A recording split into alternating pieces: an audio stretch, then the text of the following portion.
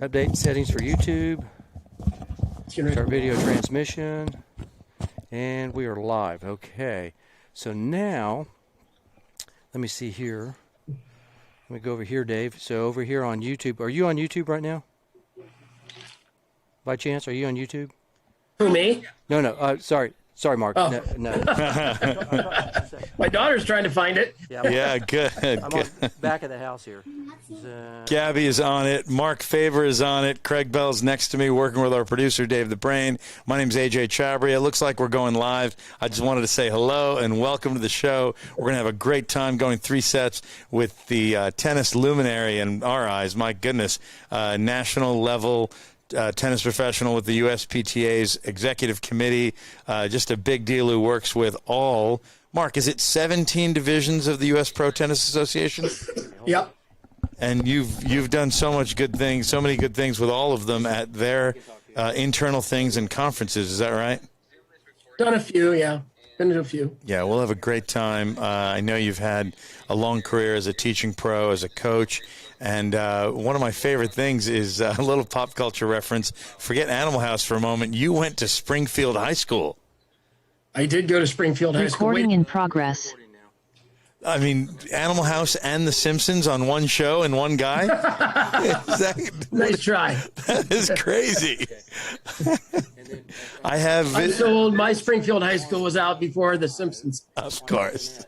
So Of course. They copied where I went to school. They copied you, and I just have this vision of you, hitting a home run and hitting groundskeeper Willie or something in the mower or something. Oh Or hitting an overhead, bouncing it up, and Willie gets angry at you. Oh, man. So this is Springfield, Ohio, right? It was Holland, Ohio, Springfield High School. Yeah. Gotcha. Well, Craig will be up and live and working the boards and on camera in a moment or two. In the meantime, Mark Faber, man, tell us a little bit about yourself and how you got involved in the great game of tennis. Pretty much by fluke, really. Really? Yeah, I grew up in Texas. I mean, I lived in Texas from kindergarten to middle of my 7th grade year. Big baseball player, big soccer player. If I would have stayed in Texas, I'm sure there would have been a little football in there somewhere. Of course. My parents would go play at a public park with some of their friends. And obviously I was the age where, my sister could go out and do whatever she wanted because she was older and I would have to go with my parents. Then I'd sit and watch them play. And then at the end, I'd just go screw around, play a little bit here and there. But I still was all about soccer and baseball. And junior high tennis, obviously, is a big thing in Texas. I knew that was coming around. But though I didn't play a lot, I did watch. I watched McEnroe. I really liked him. And I thought, how hard is tennis? They had this tournament. If you got to the quarterfinals, you got to be the ball boy for the Gerolitis and McEnroe exhibition tour that was going around. So I'm like, how hard could this really be? And so I'm like, all right, I can play soccer. I can play baseball. I should be able to do tennis. I went out and I've lost 0-0 2 times in my life. And this was the first one. And I walked off the court. I'm going, what is this? This isn't. And so it kind of sparked the competitive juices in me. I still played tennis. I played tennis, but I still played soccer and baseball. Started playing a little more. I want to say that was like when I was in 5th and 6th grade. Then 7th grade, played junior high tennis. Guy I was playing with before we moved. They had a city championship. I played city championship with this guy. I think we won the doubles, and played. And then we moved up here and, it was kind of hitting the reset button. And with the politics of, club soccer and some baseball, I ended up playing a little more tennis. And that's when I started playing tennis. I played soccer all the way through high school. I quit baseball actually because the high school coach wouldn't let me. I was a decent pitcher, and I wanted to try. One of my best friends in high school was a catcher. We wanted to try to see if I could pitch, like freshman or JV. And the guy was like, "Nope, sorry, it's all in or not." I said, "All right, well, I'm not." And that's when I started playing more and more tennis, and just kind of went from there. So that's kind of the unique story. I mean, literally, it was a fluke how I was introduced. It was at a public park. Uh-huh. And it's so funny because these days we see so many kids who specialize in tennis from age 6 or 7 on. So it's Right. really refreshing and, like you said, very unique to hear of somebody playing other sports all the way through. And then you rose to obviously a really good level in college and even since college. Yeah, I don't know. I mean, you get lucky a lot. You know, you look at results and all that stuff. And to me, what's the cool thing is it provided, you know, that introduction of just that game back into parks has led to a career where you can impact both adults and juniors. But it all started at park. So, you know, the playing portion of it, sure, it's great. But at the end of the day, what are rankings? What are, you know, what's this, what's that? But being able to get out and try to help people accomplish their goals is really what it's about. Mark, that's a compelling, really cool story. We'll touch on specifics on that. Thank you for the general there. And Craig Bell is back. We are live, actually. We are Craig now Bell is official. back. I am. Yeah, and good. glad to have my Faber College shirt on too. See right there, look at that.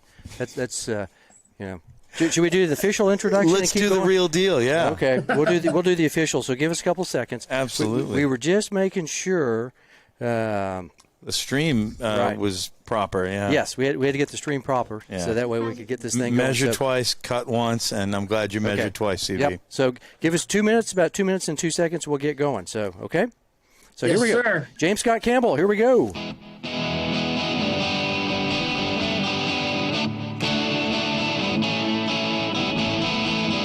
Hello, you are at the net. And welcome, friends, to another episode of the At the Net podcast, powered by Tex-Mex Productions. Working the soundboards in the back of the house are our producers, D-Mac and Dave the Brain. Time to say hello to your hosts, Craig Bell and AJ Shabria, as they're about to take us through 3 sets of tennis, talking life and all the news as it seems to them. Ladies and gentlemen, Craig Bell. Okay, all right. Thanks to our At the Net podcast girl. That would be Margot Carter for that superb. Superb is the word of the night, AJ. Superb. Love it. Of an introduction and welcome fans of the great game. You're listening to Season 1, Episode 95. 95. It's hard to believe, isn't it? Well done, buddy. 2 years, 95 episodes. They said that we couldn't get one in the can. Now we got 95 of them. So, of At the Net podcast with AJ Chabber, the man on my left. And Craig Bell, the man, as always, to my right. He's looking sharp tonight, and your voice sounds great. Yeah, feeling pretty good. And we're talking the great game of tennis as it seems to us. Thanks also go out to our good amigos at Tex-Mex Productions. That would be one Darian D. McBrayer and Dave the Brain, who helped us out to get going this evening. He had a little bit more brain duty tonight than usual, but we were up and from back of the house, so we appreciate D-Mac and Dave the Brain. I'm actually moving the dials right now to make You're this. producing and co-hosting. Yeah. Well done, bud. Well, it's not that easy sometimes, but at least we're on. Hey, you know, it took us a couple of minutes, but we're on. So also be sure to like and follow us on Facebook, YouTube tonight. We're on YouTube tonight, Instagram. Plus check out our good work on Fireside, iHeartRadio, Apple Podcasts, Google Podcasts, Anchor, Breaker, CastBox, Overcast. I had to take a deep breath there, so I didn't get through that. Pocket Cast, Radio Public, and Spotify. That's all the important communication sites the kids find popular today, right, AJ? That's right. All right. And if you'd like to be an At the Net podcast girl like the superb Margot Carter, let us know. We always like to look for new talent out there, as they say, New right? talent, superb or not, send us a demo tape, and we'll take care of you. Thank you. Well, speaking of superb, our guest this evening, he put the super in superb. You really did. Right. And he even has a college named after himself, right? So don't be a hater. He's more popular than Darth Vader. It's Mark Faber. Mark, welcome to At the Net Podcast. How you doing, buddy? I'm doing fantastic and glad you're supporting the University of Faber. That's right. It's a big college, and we actually played on the tennis team also too. Yeah, we're that good that we played regular college tennis and at a fictitious college of a movie that we just happen to love. Fictitious? Yeah. Oh, I thought this was real since we had the shirts. You know, it's got to be. We were on the team. Mark's daughter called it, Dad, I didn't know you had merch. Yeah. I'm so proud. Well, we're going to send him a shirt. We got a special shirt made up for him in the Ohio colors that I've read. We'll show the shirt here real quick. So Mark's going to be getting this in the mail here the next week, along with an At the Net podcast hat. So we couldn't let him not be in the Faber College Tennis Hall of Fame, right? Yeah. There's only 3 of those shirts out there. Yeah, we just designed these on Thursday, buddy. We designed them Thursday, got them printed, and here they are. Everybody in this conversation. Well, that's awesome. But and you're in the Hall of Fame, so we're going to talk to a Hall of Famer. In addition to USPTA Hall of Fame, Mark Faber, Pro of the Year, then all sorts of fantastic. That's right, work. the Alex Gordon Professional of the Year award. That was a big deal. Right, it was a really big deal. That's pretty cool. Mark, what year was that? 2018 or something? 2018. 18 it was, right. So pretty recent, yeah. No, he's done a lot of things. I mean, we could talk for 20 minutes on all of his accomplishments, but we're glad to have Mark Faber here, national board member. Just got back from Las Vegas, Nevada. Didn't roll any dice. Didn't lose any money at the blackjack table. He went home and went to bed at probably 10 o'clock every night, and then woke up at 6, and off he went. Right. Disciplined. Love it. Very disciplined. Very disciplined. See, he's that kind of guy. He really is. When you got a college named after you, got to be. You got Faber College. He's not like Dean Wormer. No. No, I'm the one that started the food fight. Oh, okay. Guess what I am? That's it. Boom, right there. John Belushi. That was such a great movie. I mean, one of the finest. And it's funny. He is a walking movie reference because of his last name, but also he played tennis at Springfield High School. He did? Which is a Simpsons reference. Yes. Right then and there. Right. Yeah. Right. Yeah. Well, very one nice. of the many Springfield high schools, but this was in the great state of Ohio. Yes. We're going to get to his sort of origin story in the first set. CB, anything else? Any other housekeeping? No, items? I know you all were talking about how Mark got involved in the game, so keep going. Let's roll the first set. Let's now that we are live, Mark Faber, tell us about growing up, early childhood here in Texas, and then becoming a tennis player in Texas, then in Ohio. How did you do it, and when did you start?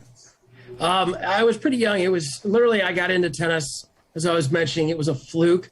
Your parents go places and you're young and you have to go with them. And once a weekend, they always had kind of a set time where they went and played with some doubles with another one of their friends. And being the little guy, I'd always have to get, tag along to the courts, and I'd have to sit there. And the only good news is the courts were always really busy back then. So they'd only could play for an hour and a half. But then after they were done, I'd go out and just hit some balls with my dad or my mom, just screw around, 5, maybe 10 minutes at most. And that's kind of where I got introduced. I got introduced to the park just because my parents played. I was a big baseball, big soccer player up in Amarillo, Texas. I did those. Those were my exclusive sports pretty much kindergarten through middle of my 7th grade year while we lived there. And I was though I didn't play a lot of tennis. I liked watching it. I thought it was pretty neat. John McEnroe, I was like, well, that guy's pretty wild. That's pretty good. So I'd watch him. And my first taste of competition was, here I am, this, probably back then we look at ourselves back, this little punk kid thinks he can do everything because he's competitive and pretty successful in soccer, pretty successful in baseball. And John McEnroe and Vitas Gerulaitis were playing a exhibition tour, and they had a stop in Amarillo, Texas, and they held a tournament. And if you got to the quarterfinals, you got to be a ball boy for their match. I'm like, well, this would be really cool. How hard can this be? Well, I found out really fast. I've lost 3 matches in my life, 6-0, 6-0. I remember every one of them, and this was one of them. It was the very first match I ever played, and I realized it was a lot more difficult at that time. Junior high tennis in Texas was around the corner, so I wanted to give that a try. After that experience, I played a little more, still big soccer, baseball. Then got playing junior high tennis, played a city championship right before we moved. Actually, we delayed the move. My parents delayed the move so I could play in the city championship. And my doubles partner and I'm pretty sure we won it in our age division. And the junior high tennis experience was great. So that's kind of how the introduction, and that kind of covers a lot of what we as tennis pros think is important, that introduction to tennis, not specializing in it, still doing a bunch of different things, getting that competitive opportunity. I don't think there's a lot of people that would take kindly to an 0-0 beating. Some will walk away, but back when we were all kids, you didn't walk away from that. Usually it was a challenge. Then you were provided an opportunity playing school tennis in junior high.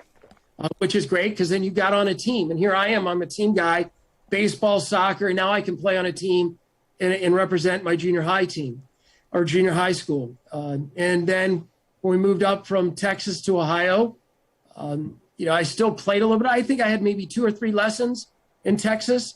Moved up here, the politics of baseball and soccer were then, back then as well. So I started playing. It was hard to break in. So I started playing a little more tennis.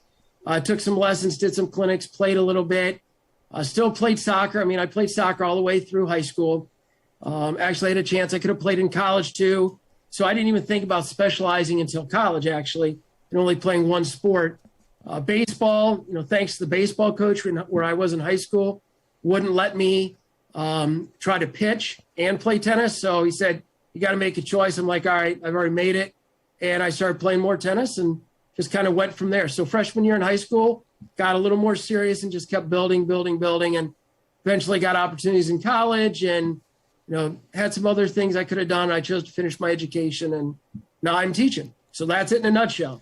Mark, that's tremendous. You've hit on so many things that we are passionate about. Number one, who doesn't love baseball and the eye-hand coordination from that, the soccer background. You in your late 40s, you're still a remarkably fit guy, and I can only envision you as an elite mover as a soccer kid. And those things helped you. And then the resiliency of not quitting when you get shellacked 0-0 in a tournament that you only entered because of star power. I mean, who hasn't been inspired by people our age? Certainly Vitas, Johnny Mack, people slightly older than us.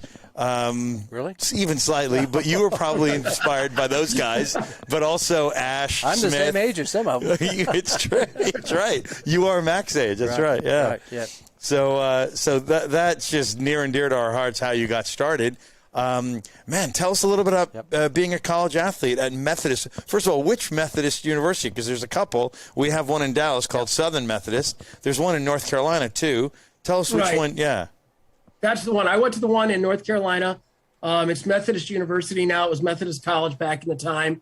I actually ended up down there. I was being recruited for soccer and tennis. And I looked, actually, there were a bunch of schools that I was looking at from Boston University, University of Vermont, some schools in Ohio, all over the place. I had opportunity. How I ended up there was a little bit of a fluke as well. I really was interested in going to Boston U, study sports medicine and their allied health. But I had made a commitment to myself. My parents had provided me so much opportunity, and I wanted to give back to them when it went going to college because they had saved so my sister and I could both go to school. My grandparents had saved money, so we didn't have to pay that much, if any. And I went down there. I was supposed to play in an all-state soccer game. It got snowed out. I was supposed to go and visit Methodist during the week. But the soccer game got canceled. Well, it got delayed to the middle of the week. So they flipped the recruiting visit in a heartbeat. Both the soccer and tennis coaches, the administrators. So I ended up going down there, got my financial aid package. It was a greater financial aid package. Boston U was probably my first choice because of the major. I was looking at that and this thing called professional tennis management. That appealed to me. And I got my financial aid package. It was really good. For people that say D3 schools, you don't have money, you just need to have grades and they have money. So I hadn't heard back from Boston U. I said, okay, I'm going to give it 24 hours. Didn't hear, committed to go to Methodist. And then the next day Boston U called and there was a message on my voicemail. And I'm like, nope, not picking it up, not calling back. So I ended up down there, decided not to play soccer. I drove on campus and they had a lot of Irish and English guys out playing, and they were really big. And I didn't want to get hurt. So I decided I was just going to play tennis and just kind of went from there. And our team was really good. The recruiting class was very good. It jumped us up preseason, top 30 in the country. One of the doubles teams was one in the country for a while. So it was really a great experience and, the friends you make and so forth. So I don't know if there's anything else you want me to expand on, but that's kind of. That's fantastic. Yeah, that sounds like a great great story. That's the Lions, aren't they? The Methodist Lions. Weren't you a Lion? Monarchs. The Monarchs. Monarchs. Oh, the Monarchs. Yeah, we don't. Yeah, back. Lions is too simple. Okay. I see. thought you all were the Lions. Yeah. No, the Monarchs, the Methodist Monarchs. Wow. Mm-hmm. Back in the day. Yeah. Do you still stay in contact with a bunch of your tennis amigos from Methodist? Oh yeah. The two twins that were from Fayetteville that were one in the country, I still stay in touch with them. A bunch of the guys on Facebook. That's one of the things that's really neat about Facebook. It keeps everybody connected. So pretty much everybody, I think everybody was on those teams just about as we're in touch with. I mean, as well as the kids I played, a lot of my friends in Texas I played baseball with, we're still in touch with each other. So, sports really create friendships, lifelong friendships. You go through a lot together. So did you run through the PTM program then at Methodist at the time? I did. Yeah? Yeah, Okay. I did. It was just starting out. I was involved in helping get it at the time going through the transformation to be an accredited program back in the day when it was with USPTA and all that stuff. So I was in at the ground level and kind of helped get it going. And now it's kind of taking it on itself. So for people listening, it's professional tennis management. So you learn everything from how to pick up trash outside in the trash bin to stringing rackets to the business side, the shop side, retail, that kind of stuff. And there are some other ones, but this was, not really that long ago, but the early 90s. Is that right, Mark? Yeah, 90s. I mean, the one before Methodist was Ferris State. That was the original. Up in Michigan, right? Big Rapids, Michigan. And I think actually the first might have been Tyler down there, right? Yep. Tyler Junior College. I think so. They had one, but it wasn't known as PTM, I don't think. I don't think it was Professional Tennis Management. But then it was Ferris was the first 4-year degree. And they specialized more in marketing. And then why I actually ended up, because I looked at Ferris as well. Methodist had more of it was a general business degree.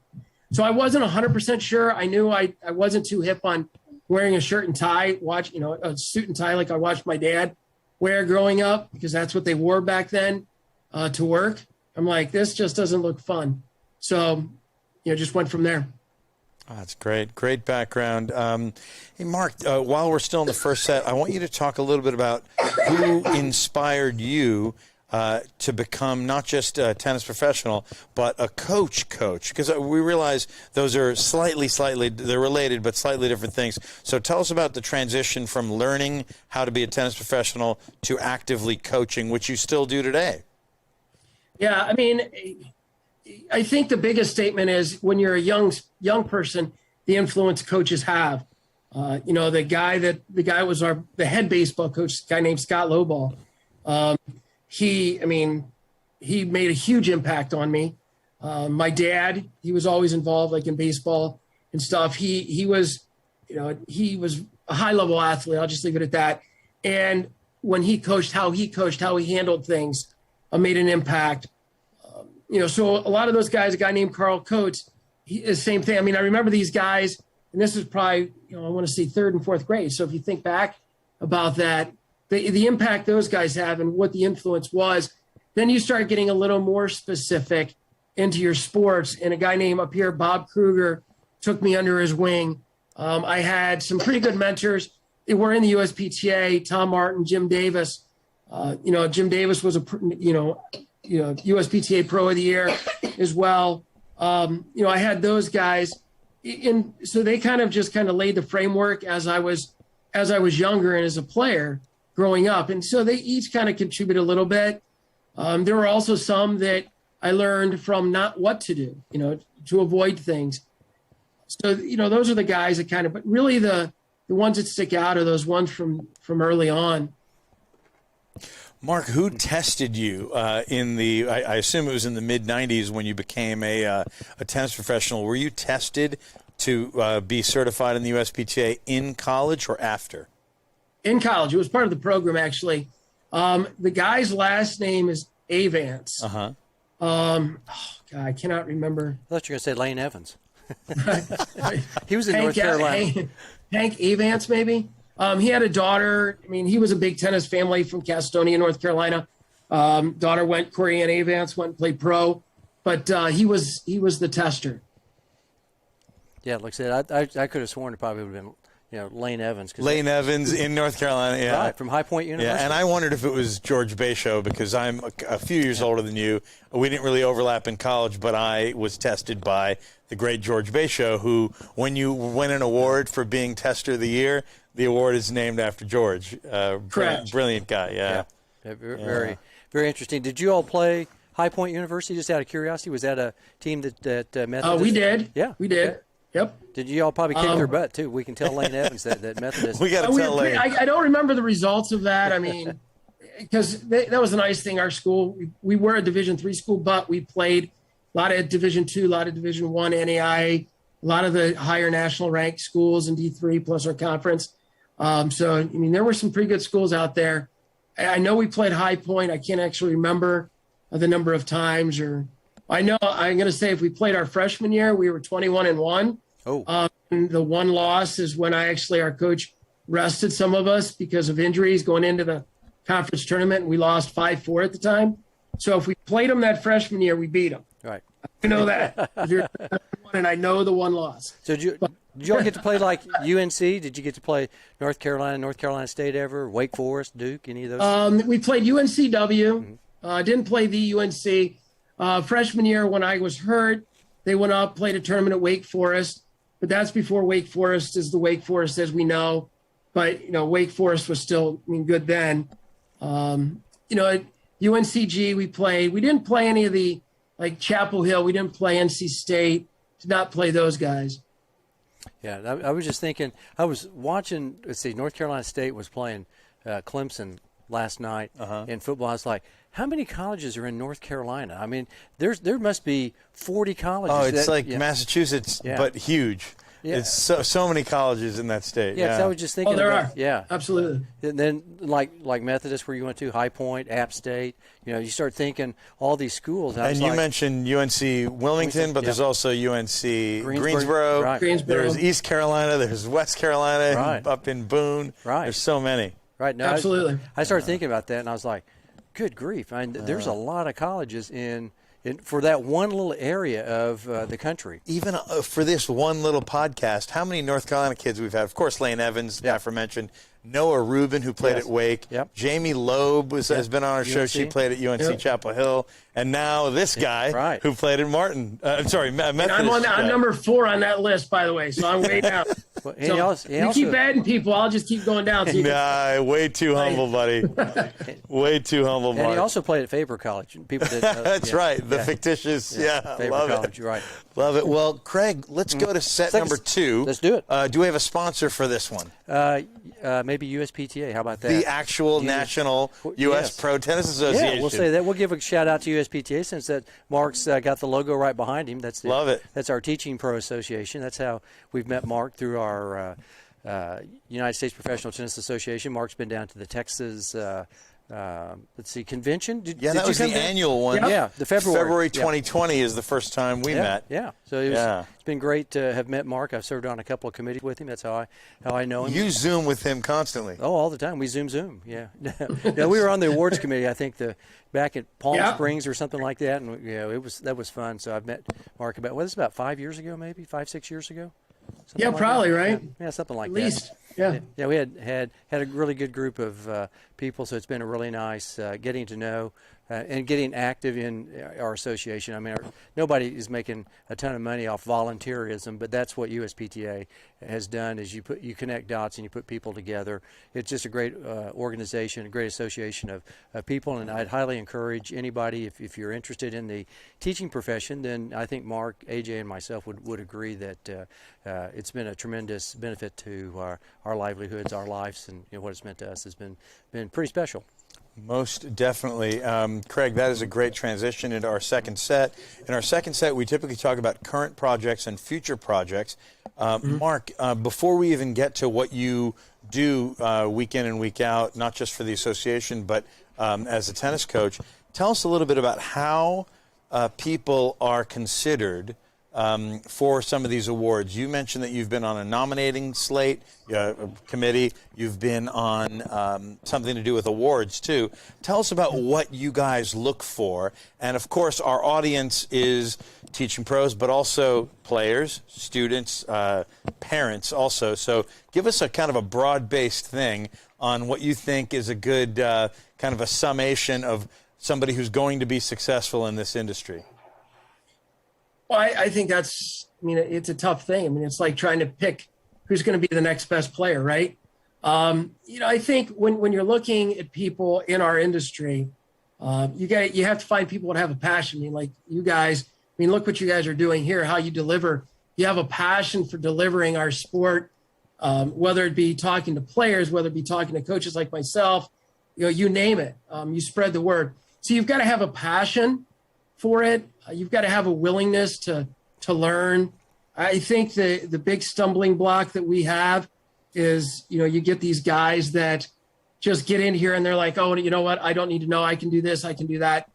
So you look for those things. You want those people that are continual learners and all that stuff. In people that care. It's got to be whatever you're doing has to be bigger than yourself. I think there's too many people out there that make it about them. And when you find people that make it about those they're teaching or those that they're doing this other stuff with, I think then you find it. And you mentioned about the awards. What's the good thing is having people, when people notice what you're doing, there's no greater thing. So people nominating you or really encouraging you to do stuff like that. When you stand out, it kind of happens. And Craig when we sat on the awards committee, you look at all these different nominations that come in and you're like, wow, look at these people. I remember, Craig, the one, it was facility manager of the year. And it was somebody that had 1 or 2 tennis courts in their house, at their house. Yep. And they kind of ran it. And you're like, wow. And you read what this person does, and they offered play opportunities for their community. And this was it.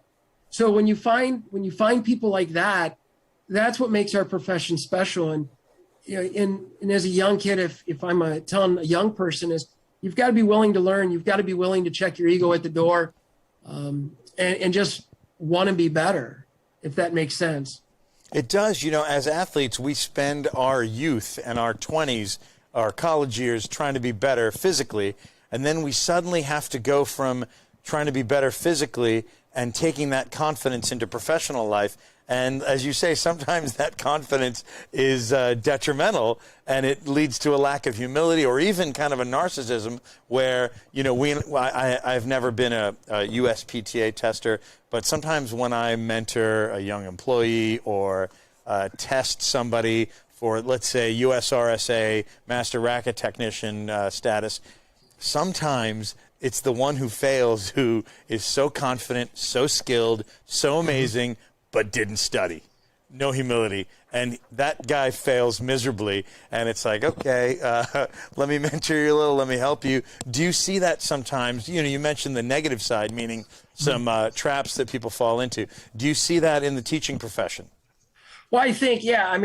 We probably, as young people, when we first got in the profession, I think if anybody tells you they weren't like that, they're lying to you, because you come, if you're a player, and like you said, you've played, if you've had this level of success, you kind of have that chip about you. You're out there, and all of a sudden a kid's doing well because of you, and you got to get knocked down a couple pegs. And the quicker you learn that, the better it is. And I just chuckle today when I see a young pro come out and they're walking around and got their feathers spread out like a peacock and saying, hey, those kids are doing. I'm like, no, really, they're not. The one word I hate is the word I. I did this, I did that. It's we, and it should be they. The kids are the ones doing the work. The families are the ones with the support. You're just maybe a blip on the scale. So yeah, you do see that a lot, but I also think it's a natural transition from playing into the teaching profession. And I would say it's that way with any profession, but it kind of stands out in ours. And when you see the good ones, you want to be able to get out there to them and say, hey, hey, you're not doing anything that none of us have done.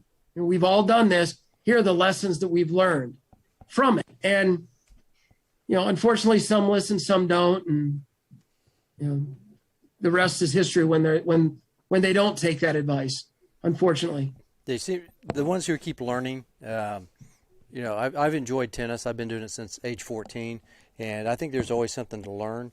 That is, even if there's just one nugget. I'm sure out in Vegas you found a couple of nuggets out there that you went, I hadn't thought about that. This way. We've heard a lot of different things, and I know you have as well. But if you can just get one takeaway from each convention or each conference that you go to, I'm sure that's kind of what you're looking for as well. That, whether it's on all the conventions and conferences you've attended, because I know being on a board member, you get asked to go to what, 2 or 3 a year? In in the past it's been two or three, depending. But you're right. I mean, when I go to a conference, and I learned this from one of my mentors early, you go, and I always want to walk away with 2, maybe 3 things at minimum. So you go in and you have this open mind. You want to have an open mind with it, but that's the goal. You want that, at least that's my goal, is you try to go. And it might not, and here's the other thing about it, it might not be in the session itself. You could hear the session, after the session, start talking to somebody about what you just saw. You could be having dinner with somebody and just start talking about things they're doing at their club. So there are so many different ways that you can learn and become educated versus just going and sitting in a presentation. So I think that's the other thing for people to realize, that you try to set a goal. I mean, we talk about goal setting all the time, right? So we should be setting personal goals when we go to these things, and not limit where you learn. There's a lot of people smarter than anybody. I mean, we're all, to me, I always say I try to be the dumbest person in the room. You go into the room thinking you're the smartest person in the room. Well, whatever. You're the dumbest person in the room, and you keep your ears open, your mouth shut, and watch, listen, and learn.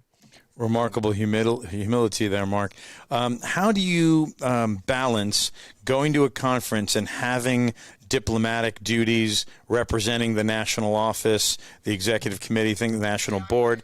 How do you balance that with trying to attend and receive information?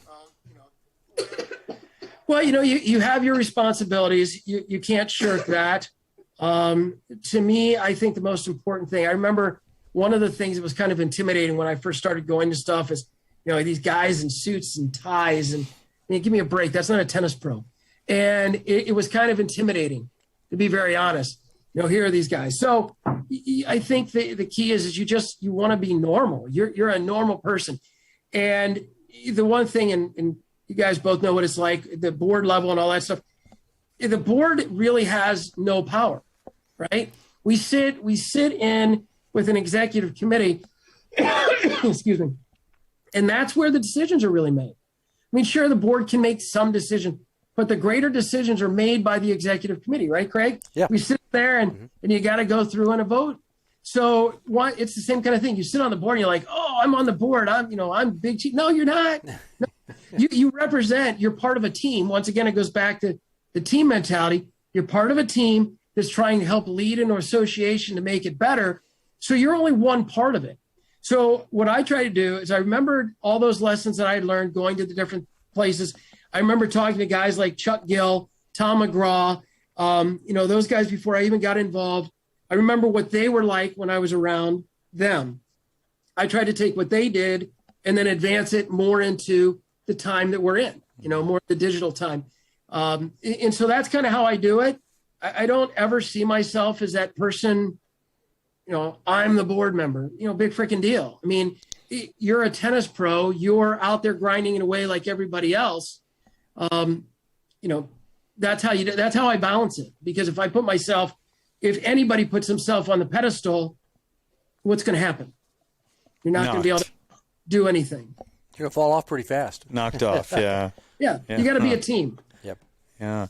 Hey, speaking of current and future projects in the second set, tell us about balancing being a high school tennis coach and director of tennis at a great club like the Twos, which, by the way, has one of the coolest logos I've ever seen. It's literally the number 2, but it's also upside down the number 2s. So a funny story about that. Yeah. I mean, my kids are awesome. And their family actually came up with the logo. They were sitting around the table and trying to come up with a name. The address is 2222 Cass Road. So that they got 2s there. And then I guess they were just screwing around and flipping around numbers. But anyways, how do you balance? I've kind of backed out of high school coaching. I'm an assistant coach now. Mm-hmm. And so that makes it a little easier. You got to have a really good team.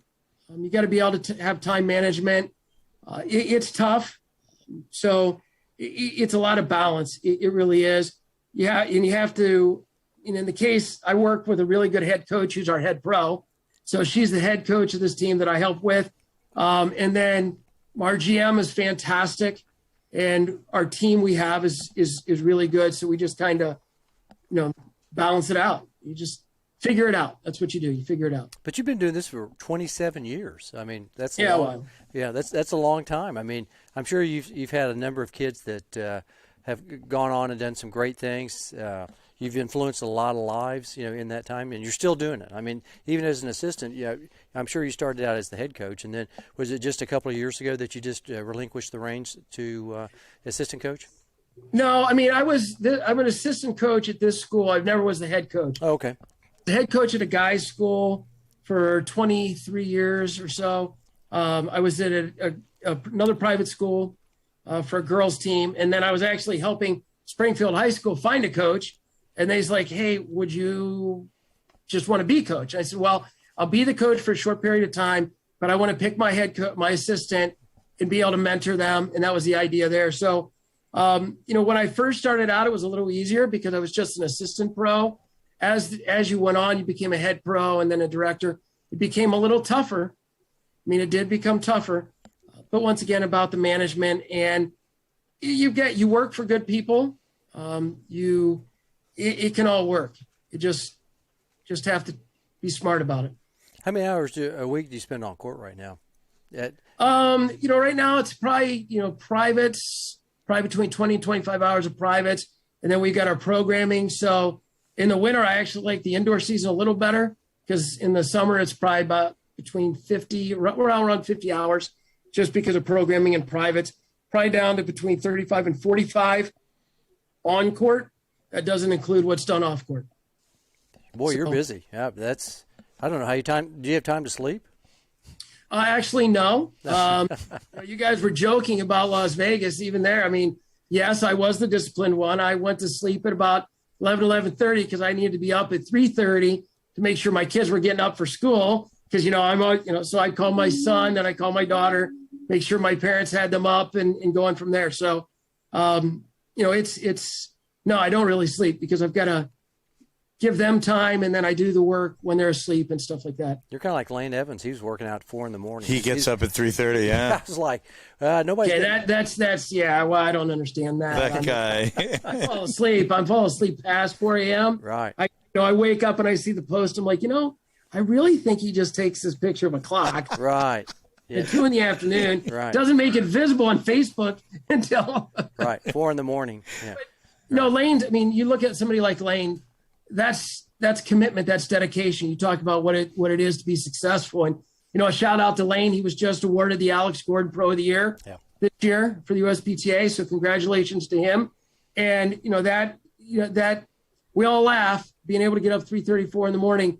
He gets his exercising in. He's very committed to it. So it's that kind of discipline that makes people successful. Yes. No, I think that, and like yourself, being around a club environment and then also a high school environment, I mean, that's double dipping the system, and that's a tremendous effort. I don't know. Well, heck, I coach my kids' baseball and softball teams in the summer, so. Unbelievable. Man. Unbelievable. And those are the two sports you played as a kid. Yeah. That's awesome. Yeah. That's about 4 hours to sleep a night, maybe, Amazing. On a good night. Sounds like. But all worth it. But, guys, right. I think you guys would probably agree that you look back at it, it really is worth it. When you see the impact or when the kids get on, like there's a guy, I don't know if you've heard his name, Ross Wilson. He'd be a good guy for you guys to reach out to. He was a coach at Iowa, and he took that team up to top 30 in the country from nothing before they cut their program. And he was one of the kids on one of our real good teams in high school in Ohio. And you just see the impact you have with these kids. And there's another kid that is now a doctor, and you just look at all these guys and the success that they're having, and you hope you just got we're a little piece of it along the way, because I don't know, and this is something I don't think that's talked about enough, is everybody talks about the impact that we make on kids and we make on families. There's a huge impact in the reverse way. And if I were to, if there are parents out there and players out there, just remember, coaches are giving a lot of time and sometimes sacrificing time with their families or whatever. Sometimes it's okay to say thank you to them, because you're making an impact on a coach's life just as much as hopefully they're making an impact on your life. So remember that two-way street. Yeah, there's been a lot of great people I've come in contact with, and I really appreciated, especially at our club here recently, we've gone through some building process, and it cost a little extra money and cash, and some people didn't see the vision. I've thanked several of them over the last couple of years, like, hey, thanks for hanging around, because I know it's an expensive tab to be doing something like this. And I'm sure your club, same thing at the athletic club. I mean, people pay a lot of money to have a good program, and they want a good service. So I think it's always good to thank those people every now and then, to just say, hey, appreciate the support there. So. Well, those are two very powerful words that just aren't said enough. You just, thank you, like this tonight. Thank you guys for having me. Everybody that comes on, in your life, they've done something. And one thing I've learned from my GM, he's a master. I mean, he had no clue about tennis when he took over the GM.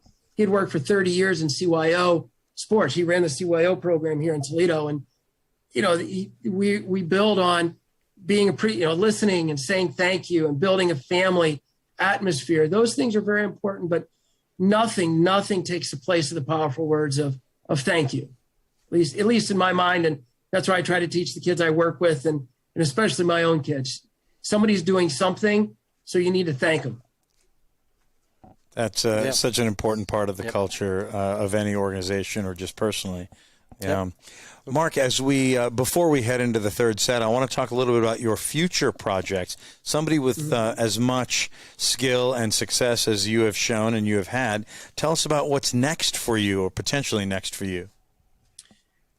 I don't, honestly, it sounds stupid. I don't know. You kind of look back, you kind of try to figure things out. You get thrown curveballs, you get this, you get that. So you're always trying to pivot. What I focus on now is I'm trying to be the best I can be at the club. To me, though it's number one, it's still number two. I'm a father first, taking care of my kids, and then the job.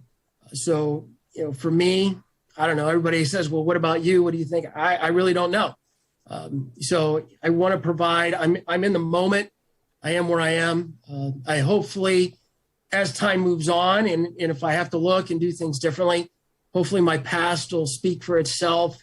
My experiences will help in whatever. So, I really, to be able to answer that, the cards are going to fall where they might. And as long as I can take care of my kids and, take care and give back to my owners and my GM what they've given me, that's all I care about right now. That's what it's about. That's great. And speaking of future, tell us your vision for how tennis has rolled with some of these changes, whether it's COVID or societal changes. And tell us a little bit about the future of tennis. You can talk about the playing side, the pro side, the college, or the instruction side of this wonderful game we call tennis. Yeah, I think that what I'm concerned about is everybody was real high on, coming out of COVID. Yeah. And obviously huge business, people weren't going anywhere, right? So no vacation. So maybe those people that were doing one privates are now doing two privates, and they were doing some clinics they're not spending, the thousands of dollars to go on vacations back last summer, and people in tennis was safe. So you saw that boom. And the thing that's concerning a little bit, and I talked to some people in Vegas at the World Conference, we're seeing people are still playing, But I don't know about you guys. People are also starting to take more vacations. People are starting to go back to play team sports. So that big push that came into tennis and golf naturally is kind of leveling out. So we need to really make sure whatever we do, we can try to retain some of that new blood that we had. So, where do I see that? Can we do it? I don't know. I think it's society. I mean, heck, like I mentioned earlier, my son's upstairs playing MLB The Show. I mean, usually he's down here watching the Yankee game, but he's out playing the Yankee game. So that's a challenge. I always thought it'd be really cool. They have all this virtual reality stuff. If they could create some kind of virtual game where they say, hey, I get a doubles partner and we play doubles against you guys during your show. So there you guys are down there, we're up here. You somehow be able to tie in the technology and that to the virtual, because I think video games have it down. I mean, you look at watching my kids play Minecraft and Roadblocks and all this stuff. They're playing with, the neighbors. I mean, we used to have to go, we'd come out, get home from school, we'd hop on our bike, ride to the neighbors. They get off the bus, they come in, they hit play. They don't have to move. So that's a concern. So we have to be able to find a way to get kids active. I think we really need to make sure we get into schools, introduce. I mean, I'm an example, right? Junior high. They had junior high tennis. So I think those things are we have to pay attention to those. We have a really great opportunity.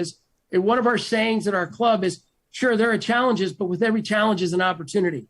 And so now we've got some challenges in front of us. How do we retain the players? How do we face the tech world? What are those things? And there is no right one answer. What's good for you guys down in Texas might give us an idea up here in Ohio, but it's not going to be the similar. So everybody's got, and that's the other thing, nobody can look for the one magic pill, right? You go to these conferences, the World Conference, you're sitting there going, okay, you're going to tell me the thing that's going to change my world. No, it's not going to change your world, because what they're talking about probably isn't the world you're living in. But what can you do and adapt it? So those things, I think, are where the future lies. We just have to continue to evolve. We have to accept and understand that there's challenges out there. They're not going away. So how can we make those challenges into opportunities? How is it going to be done? I don't know. I think there's just a bunch of different ways you could, schools programs, making it accessible. I think we started in a schools program at where my kids went to elementary school. And the basis behind that was to introduce kids, but I got sick and tired of everybody waiting for kids to come to us. We need to go to them. You got two parents working, you have split families, you've got multiple sports that are going on after school. So why don't we do something in the morning just to introduce, because everybody has to go to the school. And we got great cooperation from the school. And it was really good until, this thing called COVID hit. Now they don't let you even step foot in the school. But we've got to do more things like that. We've got to get the sport to people, because unless they get hooked, we're in trouble. I also think we need to do a better job, and Craig's right on the front line of this one. We need to get our sport looking more like our world. Our teaching associations, our people, we need to get it. I saw a great ad today by, I don't want to pump other sports, but PGA, I think it's called PGA Reach. And it was an amazing commercial talking about bringing people in, more diverse populations into the game. And how are they going to do that? And I think that that's key.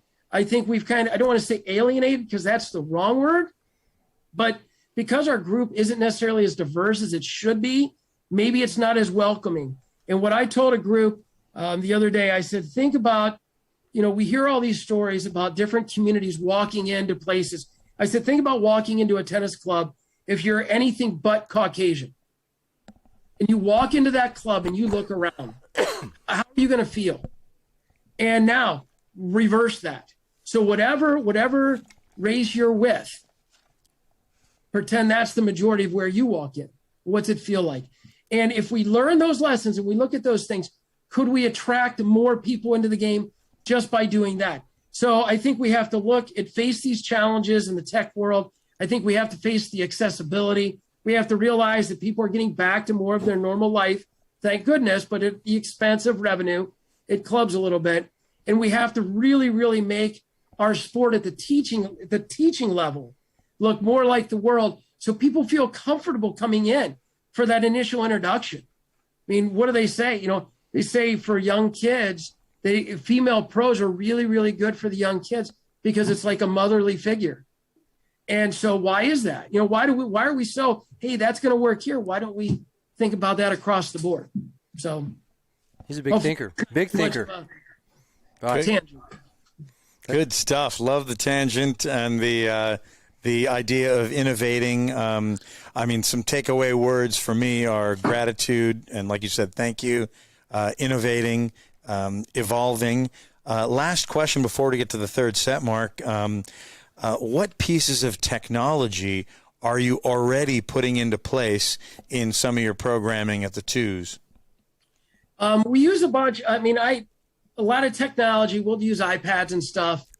The hard part about technology, in all honesty, is as a parent, the last thing I would want to see is a pro down there on a phone or something like that.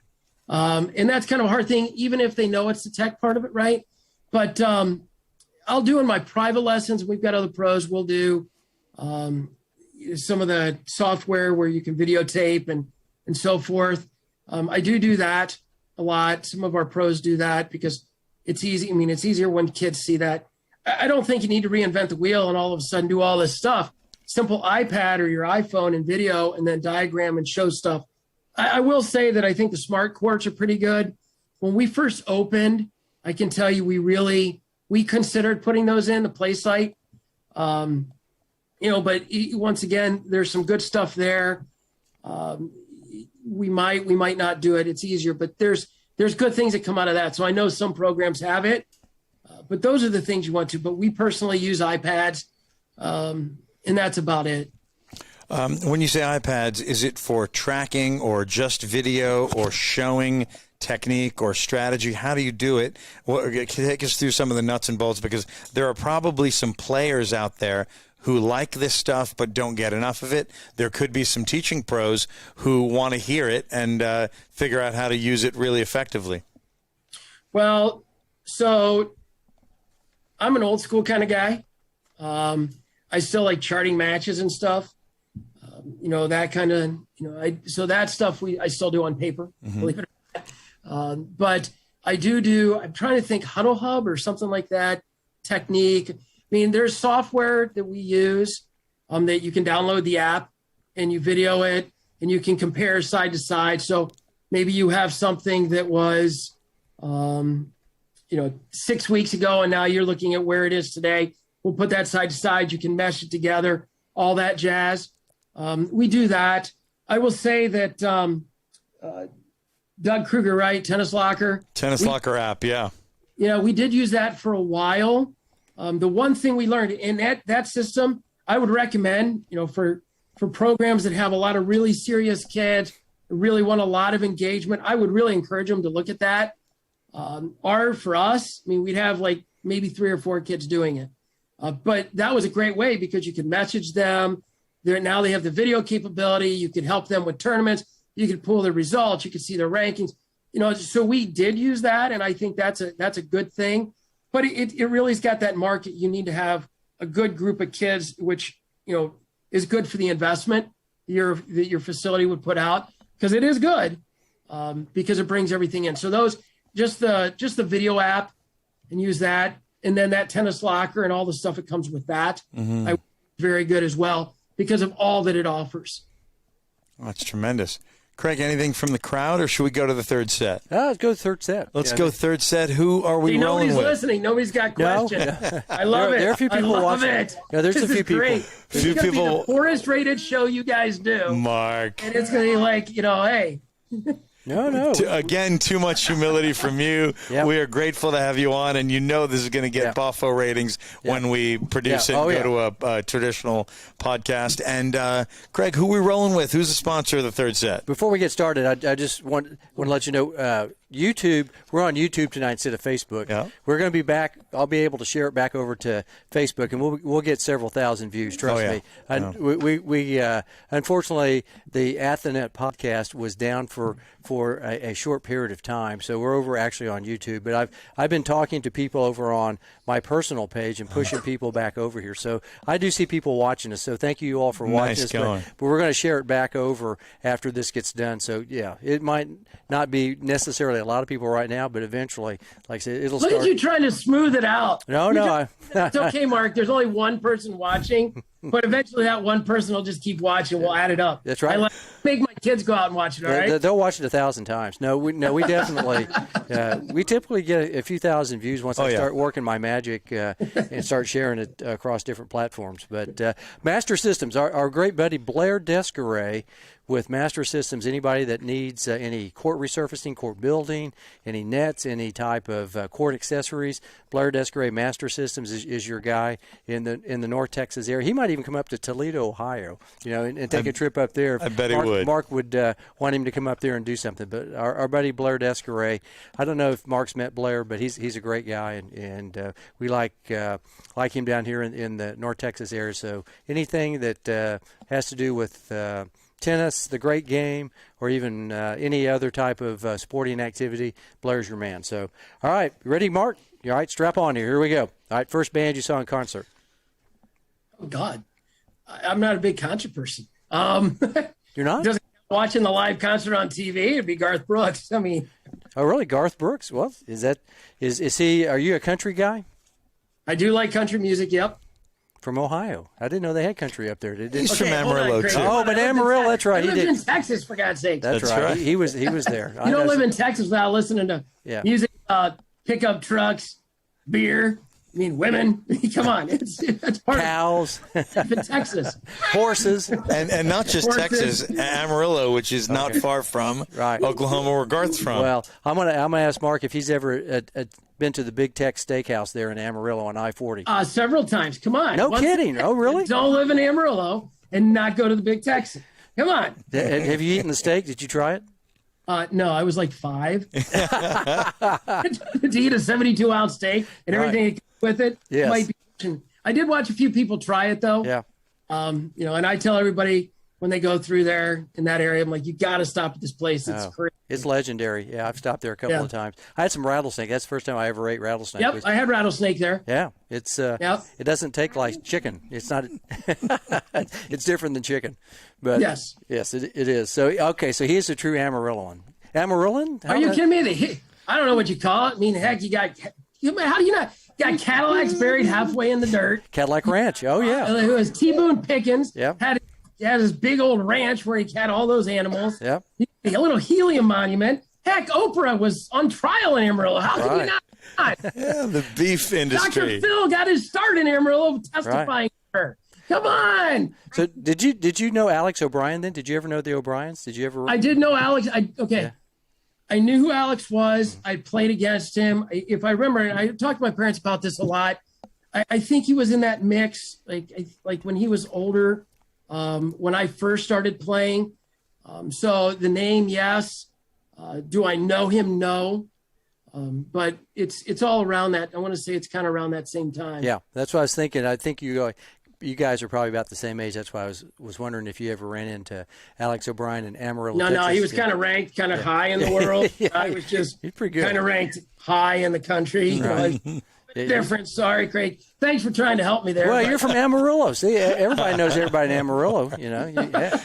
Heck, you guys go probably eat steaks at the Big Tex Steakhouse, on Friday night. What else is there to do, right? On I-40. All right. Who's your favorite band? Favorite band? Besides Garth Brooks. I like Journey. Journey? Really? Yeah. Interesting. Like Steve Perry Journey or the new guy that took over Journey? Okay. I'm a traditionalist. Real deal. Right. So have you ever seen Journey in concert on television? No. I like listening to music. I don't necessarily go to it or watch too much. I just enjoy listening to it. Yeah. What's your favorite type other than country and western? Country and western. That's 2 types. So is there anything else? Rock, jazz, Zydeco? reggae? No, really. I mean, I got a 9 and a 14-year-old, so whatever they decide to put on the satellite radio, I have to like. And occasionally, I get to change the channel. But the pop rock. Plus, I mean, when we're out with the kids, we let them turn on their playlists and stuff, things like that. So whatever the modern stuff is today is, I guess I have to say what I like because that's all I know. Right. Yeah, I'm trying to think of a band in today's society. I don't have kids that age anymore, so I'm sitting there. I'm sitting there going, no, that's too old. Well, first of all, Craig, your problem is you're saying a band. Right. Yeah. Bands today. Ed Sheeran, maybe Ed Sheeran. One person. Billie Eilish, was it Billie Eilish? Eilish, yes, that's right. Or something like that. I don't know. My friend calls her Billie Eilish. I don't know. You need Nas X. I don't know who these guys are. See, my daughter's little Nas X. Yeah. There we go. See, now AJ knows all these people. So he's woke. This guy right here, he's the wokest guy on I do live in the right neighborhood. He does, right there. Where I would learn the most is when I coached the intersectional team for the Midwest in a 16 under team tournament. And the best part of that were the van rides. When we were able to transport the kids and all that stuff before, the unthinkable crap that happened with, the unthinkable stuff that happened with USA Gymnastics and all youth sports are. And it's unfortunate because there's so much good that comes out of being able to ride in vans with kids. And there's so many good people that opportunity got taken away. And that's where I learned all about my music every year. I mean, they something called an aux cord I learned that gets plugged into the radio and got into their phone, and God knows what came out of it. But that's where it was. And so haven't had that in a couple years, but that's where I learned my music. All right. Speaking of music, all right, if you were in a band this fictitious band, all right, that plays at Faber College, I was about to say, do we get to play at the frat party? Oh yeah, yes we do. All right, we're good. We're good. What position in the band would you be? Are you the lead singer, lead guitarist, drummer, keyboards, bass guitarist, glockenspiel player? Like me, I'm a glockenspiel player. I play the glockenspiel. So what are you? I thought you'd be the ukulele player. Almost. I'd go straight for the drums. I just need to pound some stuff. Really? Okay. So you're the drummer. Are you Phil Collins? Well, no. Singing. I'd be that guy. Was it the guy from Metallica? Lars Ulrich. Who's the one-armed guy? Oh, that's Def Leppard guy. Yeah, right. Def Leppard. Yeah. That dude was good. He was Unreal. really, really good. Yeah, I think I always thought drums would be pretty cool. I mean, I played in the band. I played in trombone and marching band. But I always thought the drums would be pretty cool to do. And, I'd probably be the drummer. I mean, in the back, too. I like, just be in the back, kind of setting the beat and let everybody else play the music and get screamed at and yelled at and stuff thrown on them. I could see him with long hair, really hitting the skins really hard. I could see Mark. Really? Okay. I'm glad you can see me with long hair. Never had long hair? Never did? No, never. And then when I went into high school, I actually was in junior ROTC. Oh, okay. Yeah. So we had to have short hair. And then when I went to school in Methodist, that was in Fayetteville, North Carolina, home of Fort Bragg, yeah. Hope Air Force Base at the time. So you go get a haircut, and it was high and tight. Yep. I learned what that meant. So I just kept going, and that's never bad. If it touches my ears, Craig, it's time to cut it. He probably use the number one. Is that what you use? I use number one all over the top and the bottom of my head. Yeah, I'm a one on the size, tight finger length on top. Finger length. There you go. All right, now this is going to be an interesting question. I got the first paid job you've ever had. I figure you're a paper boy. Back in Amarillo or someplace. Paperboy, Toledo, Ohio. Oh, really? Was that your first job? Yep, absolutely. And it's unfortunate that they don't have that anymore. It taught, I don't know if either of you guys were a paper boy, but you learn early finance responsibility, get up, deliver papers after school, get up on Saturday mornings, Sunday mornings, deliver it, have to go collect, pay your bills. Unfortunate. And then then my next job was at the tennis club, sweeping courts and cleaning toilets and cleaning the locker rooms. So those were my first two jobs. Was that the Toledo Times or what the Toledo Telegraph or? The Toledo Blade. The Blade. The blade. Okay. So now, were you a folder, did you use the rubber band? I used to see people that would fold them and then they could fling them, or then you'd see the rubber band guy that could fling off the side. Oh, I was a rubber band guy. Yep. I used to do it tight. Mm-hmm. And how I amused myself as I got older is I wanted to see how far I could throw. And I ticked so many people off because I'm like, I got this one. All of a sudden, boom. I'm like, oh, hit the door. But I want to see how far I could throw it. All right. No windows broken? No windows or anything? No windows broken. Okay. No windows broken. Certainly some people awakened by the thud on the door At and some 5:30. dogs. Yeah. You've The irked. afternoon wasn't so tough, but the Sunday paper was too thick to throw. Yeah. So the Saturday morning thing that I'd want to try to get out of the way and get done early. Yeah, occasionally, but I'll tell you what, that bike went a lot faster. I ran a lot quicker if the thud was a little loud. What was I back then? I'm the only guy, right? There's this paper sitting in front of the door that just made the loud noise. They know who did it. They know. They'll wait and see me when I come around to collect money. It's little Mark Faber. We're not that kid that's that paper boy, that damn paper boy out there. That's right. Faber, That word was a little nicer than what some of them said. kid, watch out! Don't hit the door next time. Yeah. Favorite movie, TV show? Do you like to watch television in your spare moment, or Yeah. movies? Favorite movie. Well, I don't necessarily have a favorite movie. I've got a few. Like TV show Friday Night Lights. Yeah. Movie Friday Night Lights, because I grew up during the time of when the book was written. Mm-hmm. My sister was in high school, so it was kind of cool because I remember a lot of that. So I like that. I like Hoosiers. I like Miracle. I think you can see the trend here. Sports inspiration, sports. Yeah. Yeah, I mean the good stories.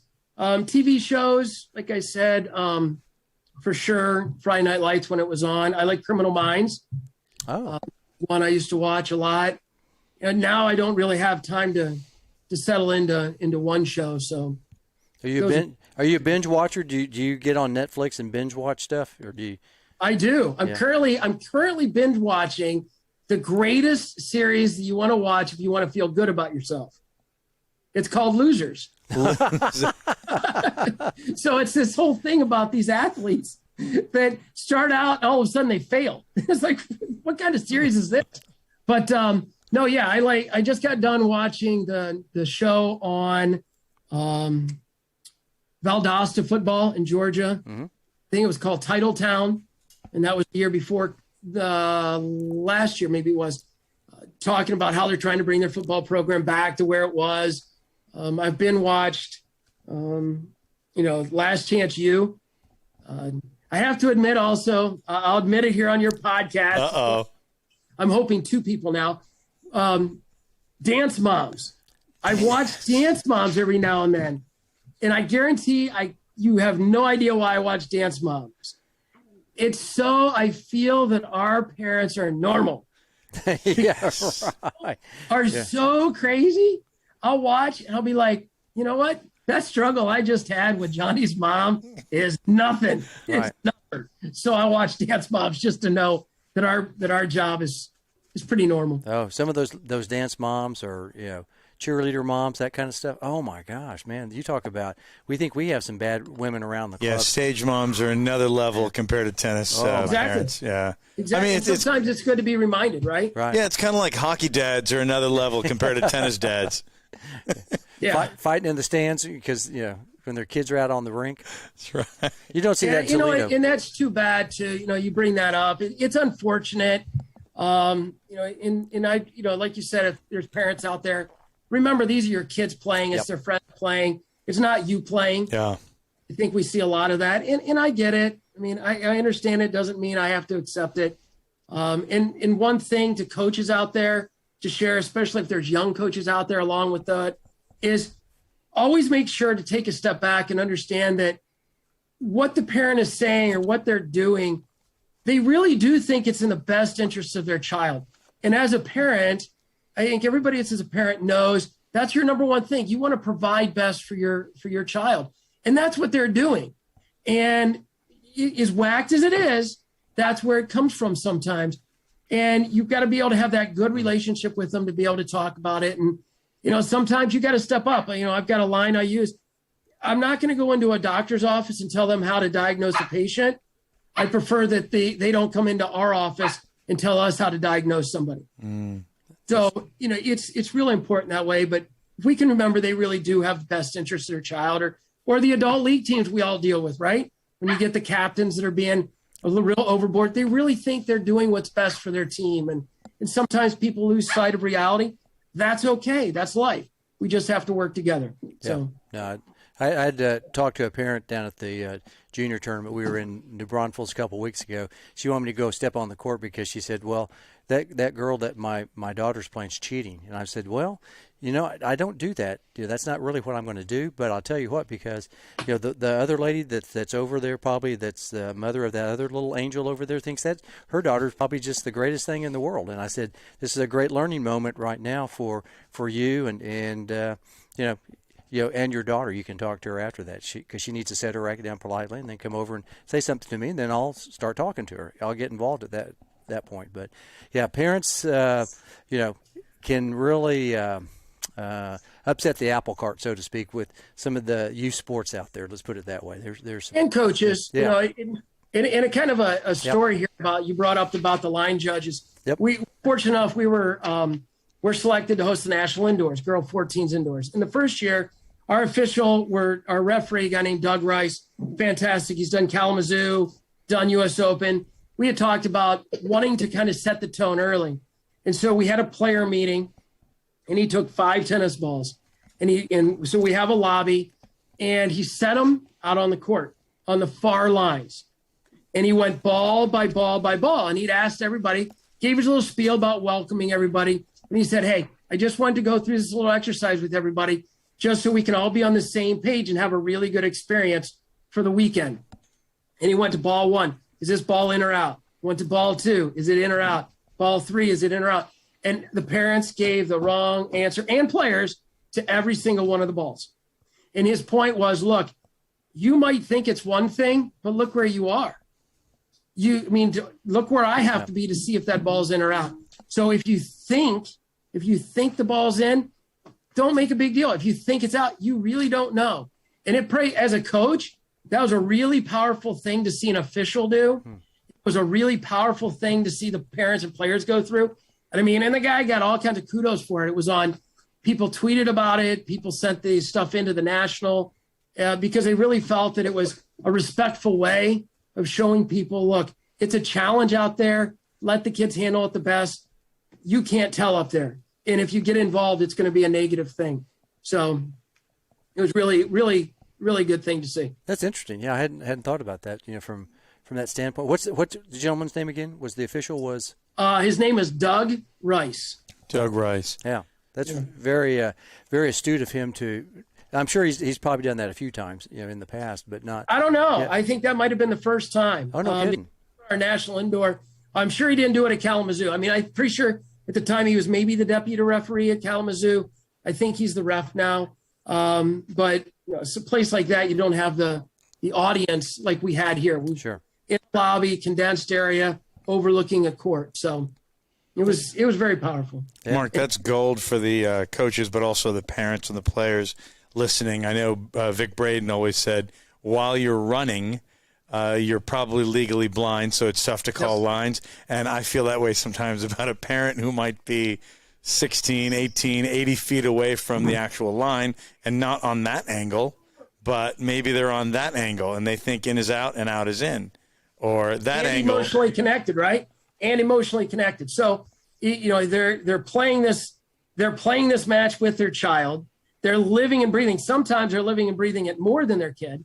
And here it is, a close call. Maybe it's it's a tight time. It's emotionally charged. And that's the other thing. And I would also stress to parents out there and kids, you don't know what the pressure is on the kid. So if there's a call, and I learned this at a young age too, as a pro, a kid make a tight call because he's scared to walk up to mom and dad if he doesn't call it. If he doesn't call that, he loses. What's going to happen to him? It doesn't make it right or wrong, but there can always be a reason. And if we can discover what that reason is, then just maybe we can help the person. I don't think anybody really goes out there and says, you know what, guy, AJ, I am going to cheat you today. And I'm going to win this match after 48 points because for the next 48 in a row, I'm going to call it out. You're not going to win a point. I plan on doing that. I don't think there's a lot of those kids. I really don't. So there's reasons why this stuff happens. And sometimes people really make mistakes. And guess what? It's okay. Because as we tell all our kids, right, the only way you learn is to make a mistake. So why do you got people that are freaking out up in a lobby because somebody makes a mistake one time? So I just think that's important to kind of to get out there as coaches. Yeah, no, great points. Great advice. Yeah, very, very nice. Breakfast, lunch, or dinner? Breakfast, lunch, dinner. What do you like? I very rarely eat lunch. I would probably say dinner. Really? Okay. Dinner. Yeah. If I have a chance, I like a nice dinner. Breakfast, a few granola bars. If I'm lucky, I'll have a little something at lunch, not a lot. So usually dinner. He's always on the court. You know? Yeah, he skips lunch and works straight through. I'm on the court in my office. I'm somewhere. All right. Well, speaking of dinner, all right, so that leads into our next question. So thanks for that segue there. 4 people or more that besides AJ, we know we'd invited because we're in the Faber Hall of Fame with you. Who would you invite to this dinner or soiree? In Oklahoma, we say the word soiree a lot, so that's not Amarillo because they're a little more high tech, high tone than we are in Oklahoma. But we have this dinner party, the soiree, and it can be anybody from way back in the beginning of time all the way to people who might not have ever thought of. Maybe somebody that you would like to invite. In addition to AJ and I, and probably your family members as well, to this soiree. Who would they be? Number 1, Jackie Robinson. Oh, interesting. I think what he went through, absolutely amazing. That easily to me, number 1. Number 2 would probably be somebody like a Nelson Mandela. Okay, yeah. Same thing. People, I want to learn from people that had to deal with adversity, maybe something that I could never understand. So I want to learn firsthand. So that'd be 2.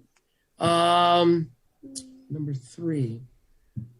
I don't know if I can top those 2. Yeah, that's tough. good. Brooklyn Dodgers and South African Revolution. Derek Jeter. Derek from the New York Yankees. I'm a Yankee guy and probably the darn sports writer that didn't vote for him, but you didn't. No. No, Derek Jeter, and then the captain. Don't they call him the captain? The captain. Right. El Capitan, yeah. Yeah. And then number 4, female. A female I'd want to talk to. Maybe Amelia Earhart. I like to know where the heck she is. Yeah, that's a good one. I don't, probably, this is going to sound a little off base, but maybe Katrina Adams. Okay, yeah. I got a ton of respect for her. Serving on 2 committees while she was president, still seeing her being around. Just like I told her in Vegas when I saw her, here's a modern day. I think she's a modern day inspiration. It's somebody that I can show my daughter to and say, look, you can do this. You can be this. You can overcome obstacles. I think she would be somebody just to sit down with, especially with those others, right? Yeah. Absolutely. Think about what you could learn from those others. I mean, just amazing stuff. And Katrina, you must have already read the book Own the Arena. I have not. I'm about to get it myself. Yeah. Yeah. I want to I listened. She spoke on it. I should have bought it when I was out at the World Conference. She would have signed it, I'm sure. Yeah. Well, she did have a signing. Yeah. I just listened to the speech, and what's hard for me is I got to see it live for 4 years and how she was able to really command a room, how she was able, what was unique is you get people that are in tough situations. I mean, here she is, a female president in such a male-dominated industry. And to me, she never had to demand respect. She had it. When you walked in, she listened, she conversed, she never said, hey, I know better, I know more.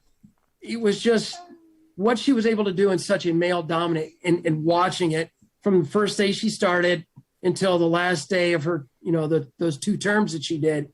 And even now still, but amazing stuff. Yeah, very, very interesting woman, along with somebody like Billie Jean King. I was thinking somebody with Mm-hmm. adversity, that kind of a person who's out there, a front runner that pulled the industry along, even paved the way maybe for a Katrina Adams, and then Katrina's kind of taken the Oh, baton. And kept going. absolutely, right? Yeah. I mean, if it wasn't for the original 9, I mean, you think about it, and Trish Faulkner, you had her on at the beginning of the, I'm watching her Hall of Fame induction, and well, I'd like to say once again, congratulations to Trish. Absolutely. And Stan Smith, Joe Wilkerson from Texas got in. But, what I learned just by watching Trish's video, that original 9 and what it led to. I mean, it led to somebody, I didn't realize Trish was the president of WTA after that. So that original 9 led to an opportunity for somebody like Trish that led, you just look down the road. And so that was, Katrina Adams, right? So started back then, boom, boom, boom, boom, boom. And now you've got the leader of the USTA. So it was amazing stuff. Yeah, really interesting people. East Coast, West Coast. East Coast, West Coast. I'm going to say East Coast because I tell you what, I hate the time on the West Coast. I mean, watching, I remember we came out of our meeting last weekend and it's like noon and we go to grab lunch and football's on. I'm like, football's on. Is it third quarter? I'm like, oh my God, these games started like at 10. Right. Yes. I like being able to have a baseball game on at 7 and watch till 11. There it starts at 4 and it's over by 8. And you're like, okay, I don't gamble. So definitely East Coast. I like the East Coast. What part of the East Coast? It's fairly long. So you go anywhere from like Maine all the way down to Florida. Is there a particular part of the East Coast that you would enjoy? I really like the Carolinas. I always tell everybody I have no idea what I was thinking when I left school and came back to Ohio. The Carolinas are great. Definitely like that part. I could live there. I love visiting New York City. Just everything that's there. I love the Florida area. I think that the one part you left out was the middle, and this is going to sound stupid because you guys are going to think that I'm saying it because of you guys. I mean, I love Texas. I think Texas is a great place in itself. I mean, so probably the Carolinas would be definitely an area to live on the East Coast. Texas would definitely be in there, but that wasn't an option. Well, you could live at Padre Island or Galveston. I guess that's technically the East Coast, but we kind of call it the South Coast. Yeah, it's not the same as the Florida coast or the Outer Banks. I've heard the Outer Banks is really nice over in North Carolina. I've heard that's really a spectacular place. It is. I mean, the whole area is pretty nice, and you've got Asheville and all that stuff. Oh yeah. That's all nice. Mountains or beach? Are you a mountain guy or a beach guy? Ooh. Well, I said East Coast, so I better say beach. Right. Once again, it depends. I love the mountains of Colorado. I think it's so refreshing out there. But I'd probably say beach. Are you more like a Florida kind of beach person, or maybe like a San Francisco beach or San Diego where it's a little chillier, or are you more like in the? If I'm going to a beach, it better be hot. Yeah. Destin. No, I like the white sands. I mean, so that's going to be the west coast of Florida. Yeah. Area. Yeah. So the Naples and Fort Myers. I think that's more of the white sandy beaches. Yep. Destin. Sure. Yeah, even the Panhandle, right? Yeah. Sunrise, sunset. More of a sunrise. There's a difference. Sometimes. I think sunrises are gorgeous. I really do, and it's kind of refreshing. It's it's the start of a new day, and it's just if you're in the right area, they're beautiful. Favorite season? Are you a summer guy, fall, winter, spring? Is anyone of those? These are the hardest questions you've asked all night. I know. We're not pretty faces, just only.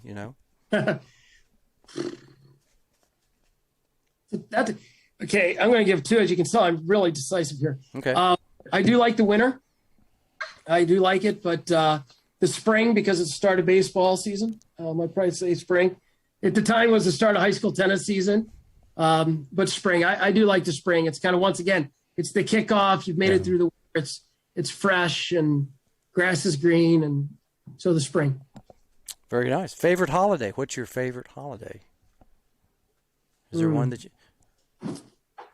I mean, I'm a big family guy, so it's kind of hard to pick between Thanksgiving, Christmas. It's I'd probably say with young kids, it's Christmas for sure. It's just the excitement and everything it goes. And, the Thanksgiving part, I mean, it's kind of hard for me because like my sister can't come up for Christmas.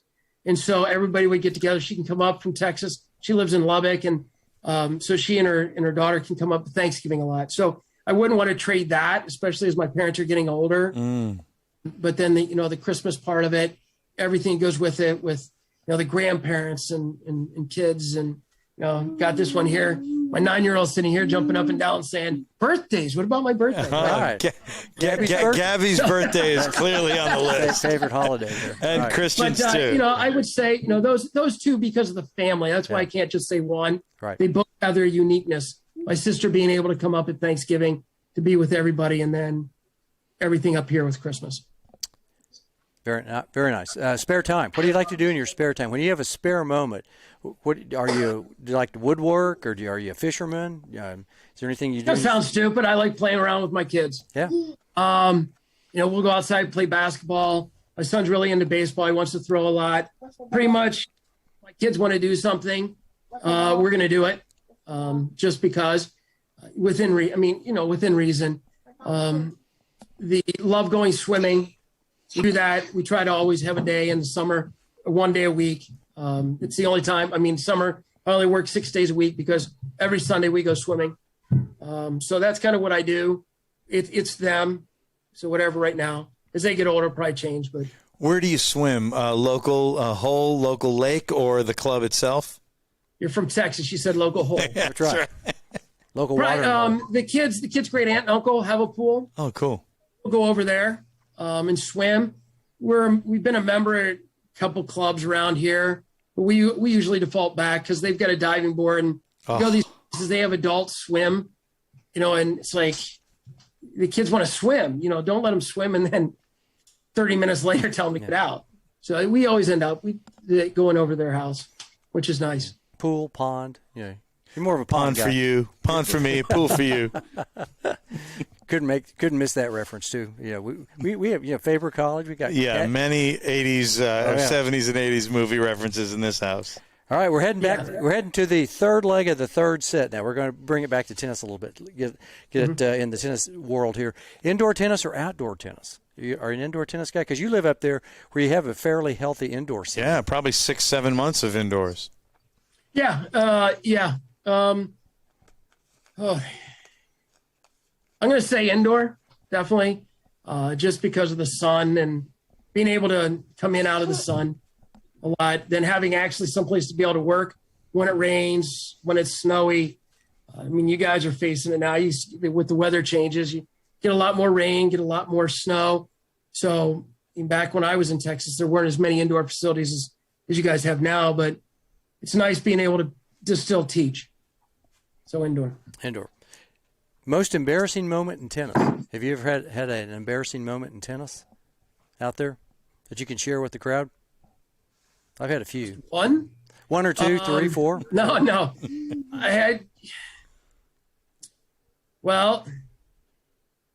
been smoked a couple times. That wasn't much fun. Probably the most embarrassing moment is we were stacking our team in college. Okay. And I think it was my freshman year, and we were playing Denison University from Ohio, from Denison, Ohio. And this is our chance. They were good program. I'd beaten everybody except for our 1 and 2 guy, and I was playing 5 or 6 this game match. And all of a sudden, we're like, all right, we can beat these guys. We can win 2 of the 3 doubles. We can win 1 and 2 singles. And we just have to win one other match. So back in the day where you could put anybody anywhere. So we put me at 6. I played, the next best guy played 5. We were throwing 3 and 4. Like, we got this. I got done in the match in like 25 minutes. And I kept looking at my coach going, did they know what we were going to do? Who is this guy? So remember, I said I only lost 3 times. Right. Yeah. This was the second time. Ouch. Actually, it was the third time. It was in college. I lost in juniors once, 0-0. I'm like, what in the world? And this kid was just coming back from being injured. And it was his first or second match back. And he just absolutely waxed me. And I'm like, what just happened? It was so embarrassing. I'm like, oh my God, what is going on? And yes, we did lose that match 5-4. But Ouch. that was pretty embarrassing. I mean, I'm fortunate not to have any single embarrassing moments, but here you are, you're supposed to be able to come through with your team, and you're off the court in like 30 minutes. And they're like, how'd you do? I'm like, that's not talking. And that is so rare, especially in men's tennis with the serve, to not even hold once in the whole match. AJ, I really appreciate it. Craig, do you have another question? I'm fully aware. I mean, trust me, I'm fully aware. It's so crazy. My doubles partner and I went out, and I think we won. I mean, we won super easy in doubles. That time you played singles first. And then, and we went out. It was another guy from Ohio, and we just absolutely destroyed him. And I'm like, well, where was this? And I don't know. So, yes, very rare. Thank you for pointing that out. Sorry, buddy. Sorry. What's your favorite tournament? I mean, and it could be like one you attend or maybe one you played in. It doesn't matter. Just a favorite tournament. The Toledo Open, maybe, No. Cincinnati, maybe. Oh, really? Okay. Southern. Yeah. I tell everybody, if you want to go, I mean, it's a first-class event, and the upgrades are amazing, and it's a lot easier to navigate than the U.S. Open. I love the U.S. Open, but the venue is so big. And here's Cincinnati. In the past, I mean, until the past, 4 or 5 years, you could go to Cincinnati and you would see all the same players that you would see at the U.S. Open. So it's a 64 draw, not a 128. Qualifying rounds are awesome. I mean, this year you had Kevin Anderson playing against Steve Johnson, I think it was, in the final round of qualifying. So, there's two former top 10 players in the world. So it's Cincinnati, I would say, is probably my favorite to go to. Easy drive, but very close to U.S. Open. So, do you like to watch tennis on TV? Sometimes. I mean, AJ was asking me earlier if I've been watching any of the Labor Cup. I'm like, oh, that was going on. I was watching the Ryder Cup, and the Yankees kind of have a big series going on with the Red Sox. But I actually watched a little more tennis this year of the U.S. Open. I do find it hard to watch, to be very honest, because we're around it all the time. I do like watching it to see the trends and so forth of what's happening, or if I've been watching, like I watched a couple presentations out at the World Conference, I'm going to want to watch a few matches just to kind of see exactly what's going, what they're talking about. But it's kind of a break from what we do every day. I'm probably not normal saying that, but I do like having the distractions of something other than tennis. Can you watch a match just to watch a match and not analyze it? Because I can do that. I don't really analyze matches. I would say the finals of the U.S. Open, men's this year, definitely. I'm not afraid to say it. I didn't want to see Djokovic get the Grand Slam after what he did in the Olympics and kind of left his mixed doubles partner high and dry. I don't care about him throwing the fit on the court. But just then to say, no, I'm not going to play. So I just enjoyed watching that. I thought, Medvedev just played phenomenal, and it was fun to watch. Yeah, no, I respect Joker. Let's put it that way. I'll leave it at that. So, 'cause I'm in your camp. Don't worry, I said it for you, Craig. Yeah, that's right. Favorite tennis player? Who's your favorite tennis player? I really liked McEnroe. I'm not afraid to say it. I thought, he was the player that intrigued me to the game, the pro player. Maybe it was the antics, maybe it was the playing, whatever it was, it appealed to me. And so I always watched, and I still like watching him play his senior thing when he's still 20 years, 30 years older than all these guys, still competing. So I'm McEnroe. Not Rafa Nadal?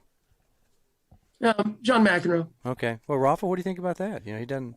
Well, Mark, I'm very, very sad you have picked another lefty, but very much enjoy John also, and I hope to play doubles with John one day. We'll take you and Craig on one day, no?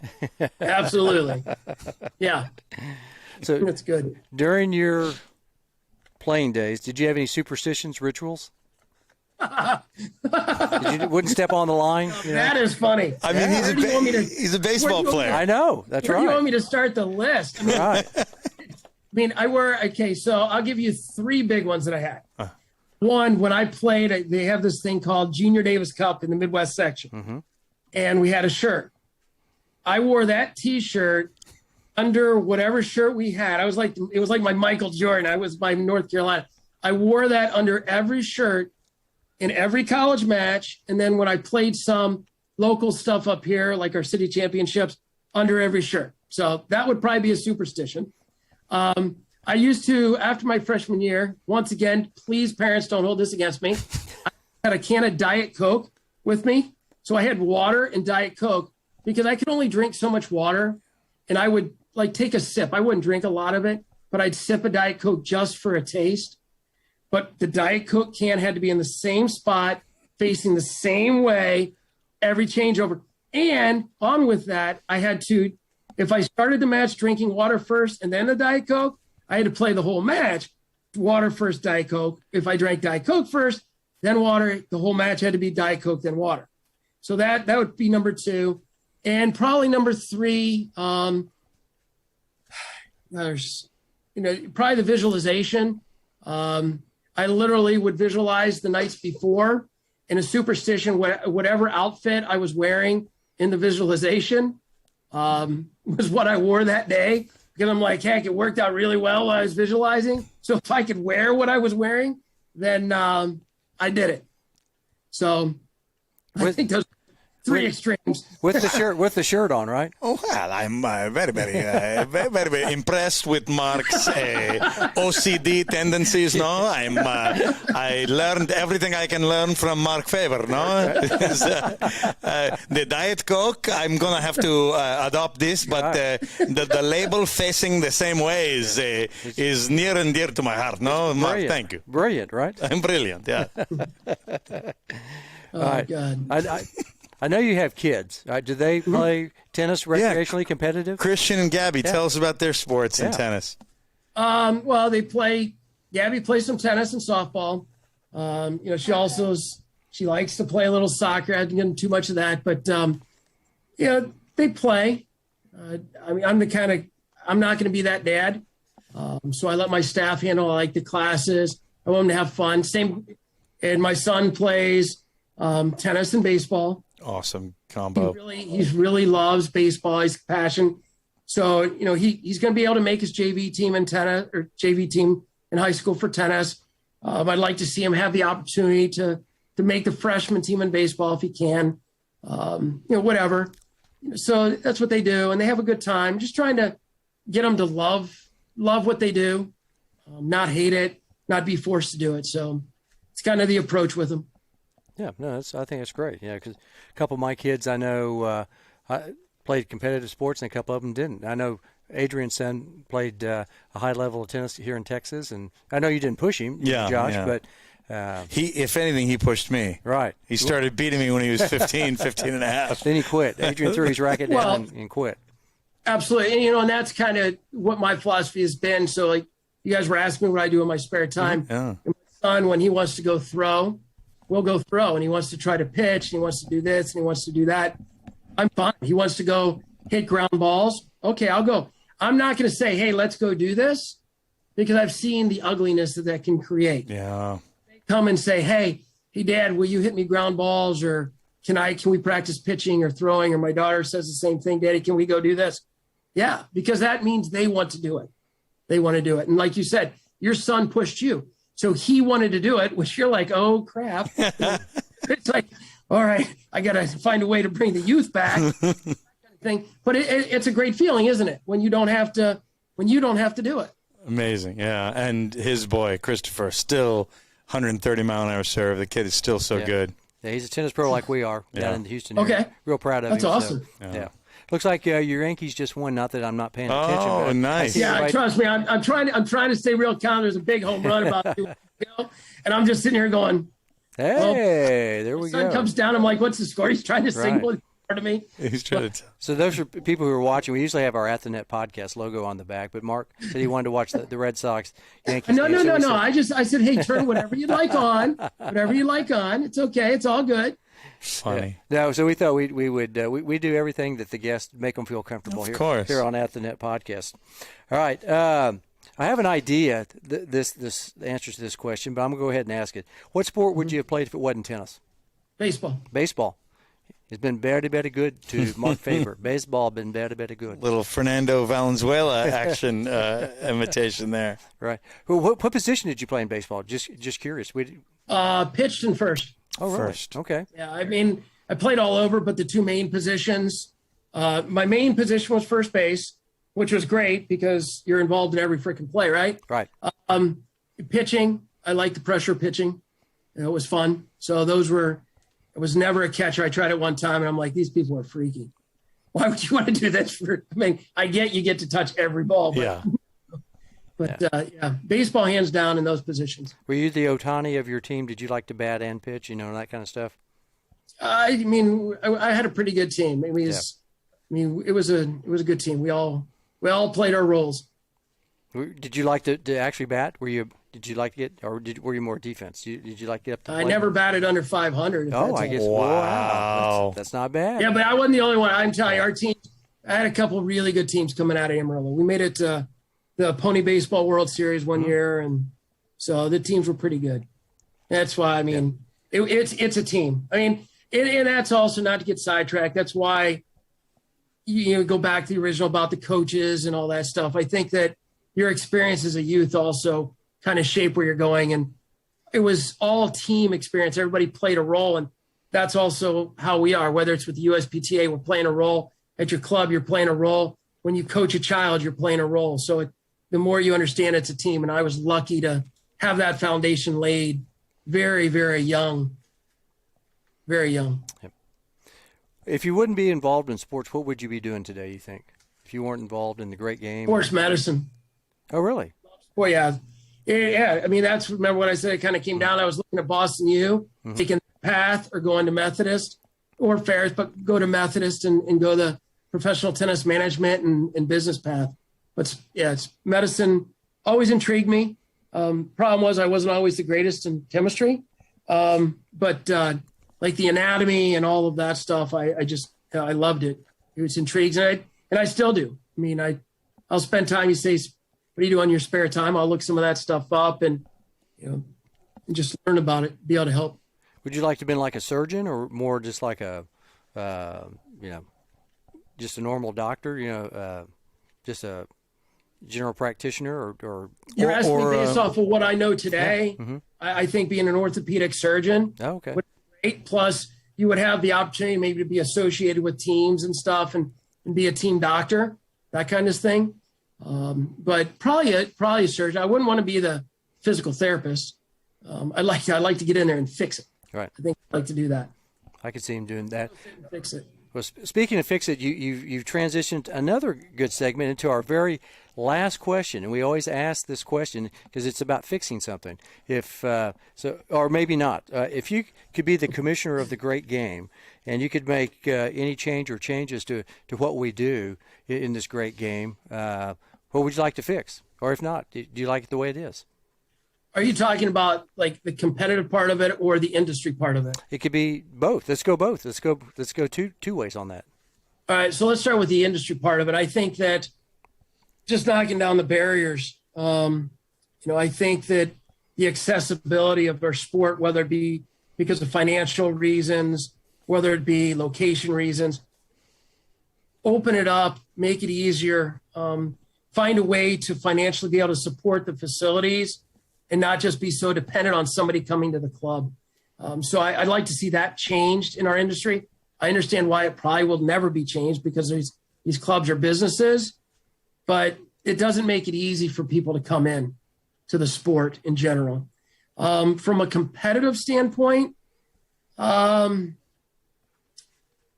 if I keep it simple on what we deal with every day on the junior and adult side of it, if there was a way to have that competitive piece out there without making it the ultimate carrot for developmental purposes, I'd like to see that. I mean, I'm not don't give trophies to everybody by no means.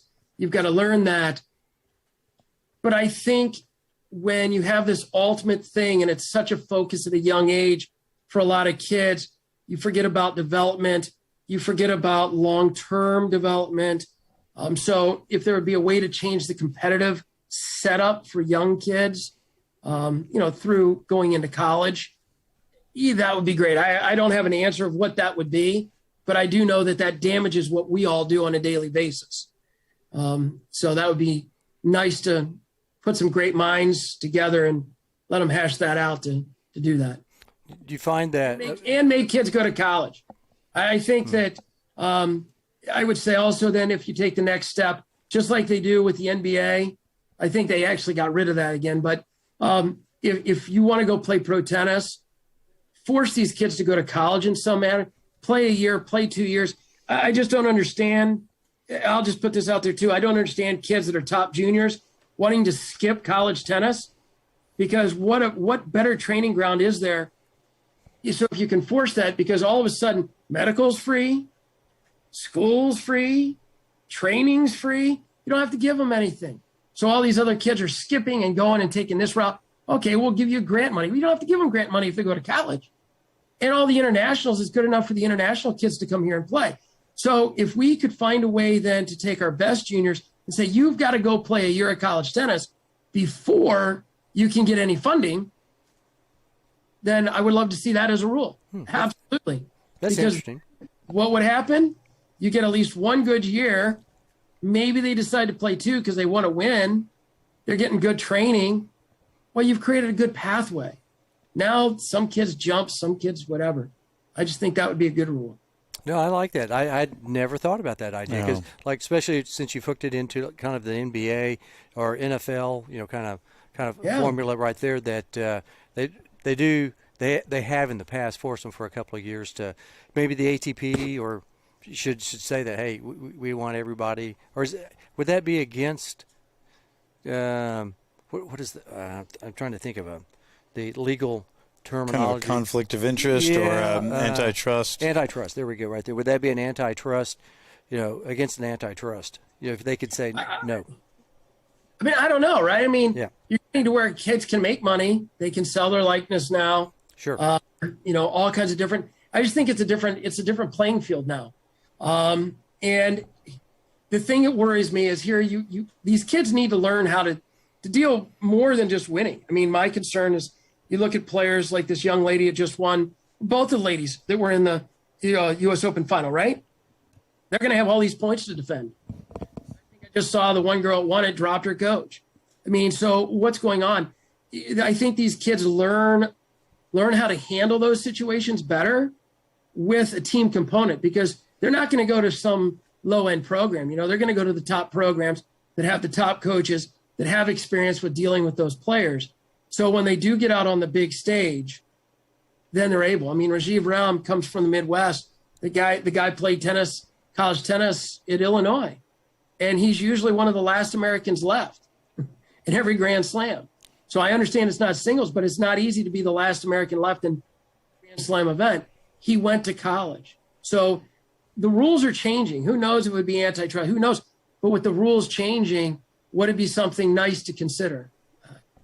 Yeah, no, I think college tennis was great. I would like to see programs, coming back. I mean, fortunately, the school I went to still plays. I think Oglethorpe, don't they still play? Yeah. Does Methodist still plays, don't they? Do they still play college? Meaning tennis? men's You went to Oglethorpe? I went to Oglethorpe. That's right. We beat Oglethorpe. Did you? It was. We beat Oglethorpe. It was past my time, buddy. I wish we had overlapped a little bit. I guess I'm about 4 years ahead of you. Too bad. But you're right, Craig. I mean, like a program like Iowa, where I mentioned Ross Wilson was before. He's at Notre Dame now as an associate head coach. And a program like Iowa, Minnesota, a program like Minnesota who could self-fund itself. I mean, they're being cut. There's no need for these programs to be cut. It's just they're not being treated fairly. And I know enough about both of those. You just scratch your head.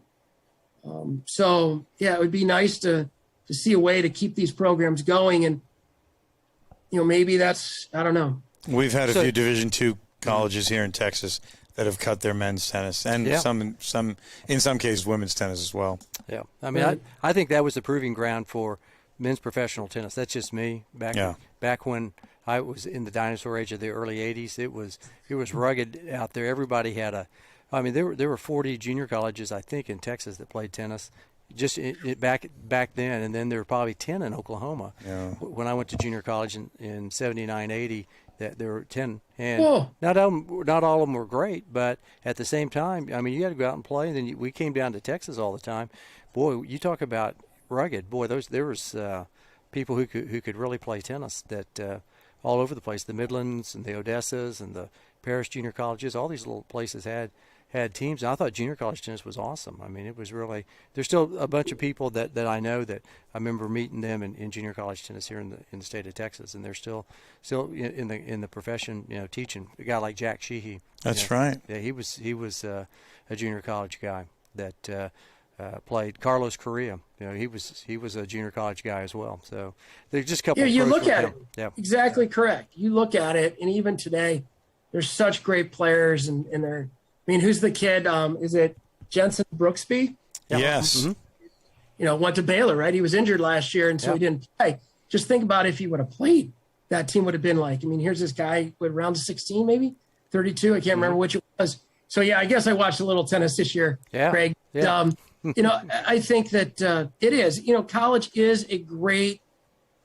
It teaches so much, and it's such a positive experience in these programs that. They get cut for the wrong reasons, and it's too bad. So yeah, no, it's if you were in school in '79 and '80, Craig, I must tell you, you're amazing. You're amazing because let me tell you, at '79 and '80, that's when I might have been 13, didn't or anything. But hey, yes, I was in college. I was 19. I picked that up old. when you said 79 and 80 when I was playing junior college. I'm like, whoa. Wow. Oh yeah. Well, I could have played in '78, but I sat out a year. I'll just keep it 79 and 80. 79 and 80. An extra year. I was right there. I was thinking about going to Faber College, but they didn't want to recruit me, so I had to go to Seminole Junior College. But I blame Dean Wormer and the Delta House for that. Right. I didn't get a chance. Hey, but we got the last laugh at that place. We're back now. That's right. Yeah. So, well, Mark Faber, tell us how we can anybody that's listening to the podcast how they can get in touch with you, just out of curiosity. All right. Before I do that, I just like to a couple of things I'd like to say if I can. Sure, please. To all your listeners, these two guys are amazing. I met them. Well, Craig, I met before, but when I was at Texas, in the Texas USPTA is outstanding. There's two divisions that I just, other than my own, but Florida and Texas, you guys have it going on. And anybody that's out there that's listening in the state of Texas, go find a USPTA pro. Go find these guys because these guys are the real deal. They're not just, guys you see with mics or here on the phone or in meetings or anything like that. They're great human beings. So I just wanted to say that about you and USPTA pros in Texas. Also, a shout out to Charlotte Weil. She's been the executive director. I've gotten to know her. We have some things in common that are not always the greatest to talk about. And Charlotte is an amazing individual as well. And she's retiring from USPTA executive director and going to enjoy life a little bit. I think I've seen pictures of house in Taos, New Mexico. But from my position, I'd like to thank Charlotte for all that she's done for not just the USPTA, but tennis. Very passionate, great human being. I was fortunate enough to sit down and get to talk to her, get to know her. Ultimate respect for everything she's done with the association down in Texas. And really, I mean, she's going to be a loss to you guys, but there's a lot of great people down there that are going to step up and help. But I just wanted to make sure to give you guys a shout out for everything you do. Thank you for what you do. Thanks, Charlotte. Congratulate her on her great run with the USPTA as executive director and wish her best of luck. And I wanted to do it on your podcast so the two people can hear it. Well, thank you very much. That's obviously, the two people that are going to be listening to it. They're going to. You're sitting right there. You guys are both logged in. Just two of us, right? That's it. But how to get a hold of me? Probably it's easiest would be my email address. It'd be mfaber@twosathletic.com. So it's TWOS. It's spelled out athletic.club.com. Or you can give me a call at the club, 419-241-2222. So that would probably be the easiest two ways, and we can get a hold of you. But thank you guys, and thank you to the two people that are listening. It means a lot. My own daughter's asleep now, so we can see how much that meant to her. But We've outlasted Gabby. thank you guys, and thanks for your friendship. Yeah. I mean, Craig, I am so glad you're on the mend. I'm good. We need you. We need people like you. We need more people like you, and the influence you have on the community. Guys like AJ and everybody else, I don't think anybody knows. So I was taken back when I heard the news, but then when I heard the other news and now I see you, 2 thumbs up, man. Yeah. You a lot. You're a great friend. AJ, great friend. Craig, keep going in the right direction. Yeah. Mark Faber, big thanks. We're so we're really privileged and thankful to have you on the show tonight. Thank you, buddy. It's been a great journey. Learned a lot. Yeah, we've been right at 2 hours of stream time right now with you, and we spent about another 15 minutes beforehand laughing and just telling stories and just kibitzing a little bit, and it's been a lot of fun. I mean, it's amazing what this game will do, what sports brings to people, and it's been just an amazing journey to meet all these people, and through our great association, right? Through USPTA and what it means, and just get involved and get out there, and you never know what will happen, right? That's right. And I apologize. I wanted to find my Buc-ee's hat you gave me. Oh yes, right. Come find on. it. I'm like, where is the Buc-ee's hat? I'm like, I gotta find it. Yeah, we'll get you another Obviously, one. I couldn't find it. No, I've got it. It's in my house somewhere. Okay. You can't miss it. It's a nice red. It has an Ohio red State. And blue. Yeah, I remember. I'm very aware. Yeah. But thank you guys, and thank you for all you do. Well, appreciate it. Thanks for your time tonight. We're going to be up for a Toledo Mud Hens game next year in 2022, Excellent. right? Excellent. You let me know. I'll get the tickets. Maybe I'll get a suite for you. I love it. Well, we'll be up there. I mean, AJ and I are baseball fans. We love the game. Yeah. Unfortunately, we don't have a team here this year. They are on a 100-game losing streak. I tried. I went last Sunday. The White Sox just are so good, and the Rangers just aren't. So bad. It was a fun game, though. It was fun to go. Way to find the positive in it. They had a good corn dog out there, maybe. Or maybe all I can say is I really love the Rangers because they catapulted the Yankees back into the ring last week. I'm like, okay, this isn't good. Then they went down and played Texas. I'm like, we're better now. We gave you a couple of players. We gave you Rugi Odor and Joey Gallo. That's right, Odor. Yeah, and I only added 204 strikeouts going into tonight's for Gallo. So appreciate having more strikeouts in the lineup. That's right. funny. Well, Joey Gallo, he's either feast or famine. That's what I noticed the last few years. He could knock one, to the over the fence very easily, or he could, fan real easily. Well, he's pretty hungry now. He's obviously really hungry since he's moved to New York because he hasn't feasted at all. Right. Hadn't done. He started really slowly, I heard. I was listening to the game on the way home the other day, and they talking about Joey and said that he did not start off really well, and the fans and the newspaper and we're letting him have it. And called Welcome to New York. That's right. Man. Yes. That's what you wish for. But Odor's been doing good. Yeah. Rognes, he's real good utility guy. Mm-hmm. So everybody likes him here. He's a hometown hero for hitting Joey Bats in the head. He's a fighter. From the Toronto Blue Jays about 4 years ago. He cold cocked him. And so he's a local legend. It was tough to see him go, but probably a change of scenery. Going up to New York and huge media market up there. Sure, rough media. Yeah, but so baseball, it's in our blood here also too. Unfortunately, it's been bad blood here lately. Yeah, but we'll be back. We're coming back next year. We will be back. There's always next year. Always. Wait till next year. April 1st. And by the way, that's the spring. Right. That's it. Right. We love spring, yes. Way to tie it all together, guys. Love it. So we're thinking. Pitchers and catchers only report in about 4 months now. So. That's right. Amazing. But all right, Mark Faber, thank you. From Faber College. Thank you. In the Hall of Fame right there. He's so absolutely. Good. Right. Good night, buddy. Take care, Mark. See you guys. Thanks a lot. Don't be a hater. He's more popular than Darth Vader. It's Mark Faber. Craig Bell throwing down some rhymes tonight. That's right. Mark, good night. Huge thanks, buddy.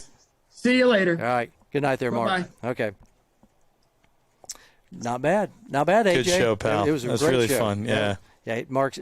He's a great guy. We've known him for many years, and when we're able to get him on the podcast, it was really an opportunity to spend it's some funny. time. I've only known him about 18, 19 months, and we connected immediately down there in Marble Falls. What a fun guy, remarkable guy, and a very smart, spiritual, and a guy full of gratitude, and that radiates. He's a deep thinker. Really is. Like Jack Handy. Deep thoughts. Well, anyway, all right, gang. Should we get the? I guess we're going to have to leave and try it for another day, right? We will. We saved a little bit, so we will, and I can't wait till next week. We've got a guy who's been a longtime friend of ours, Bob Moody, on the program. We'll get James Scott Campbell to. There we go.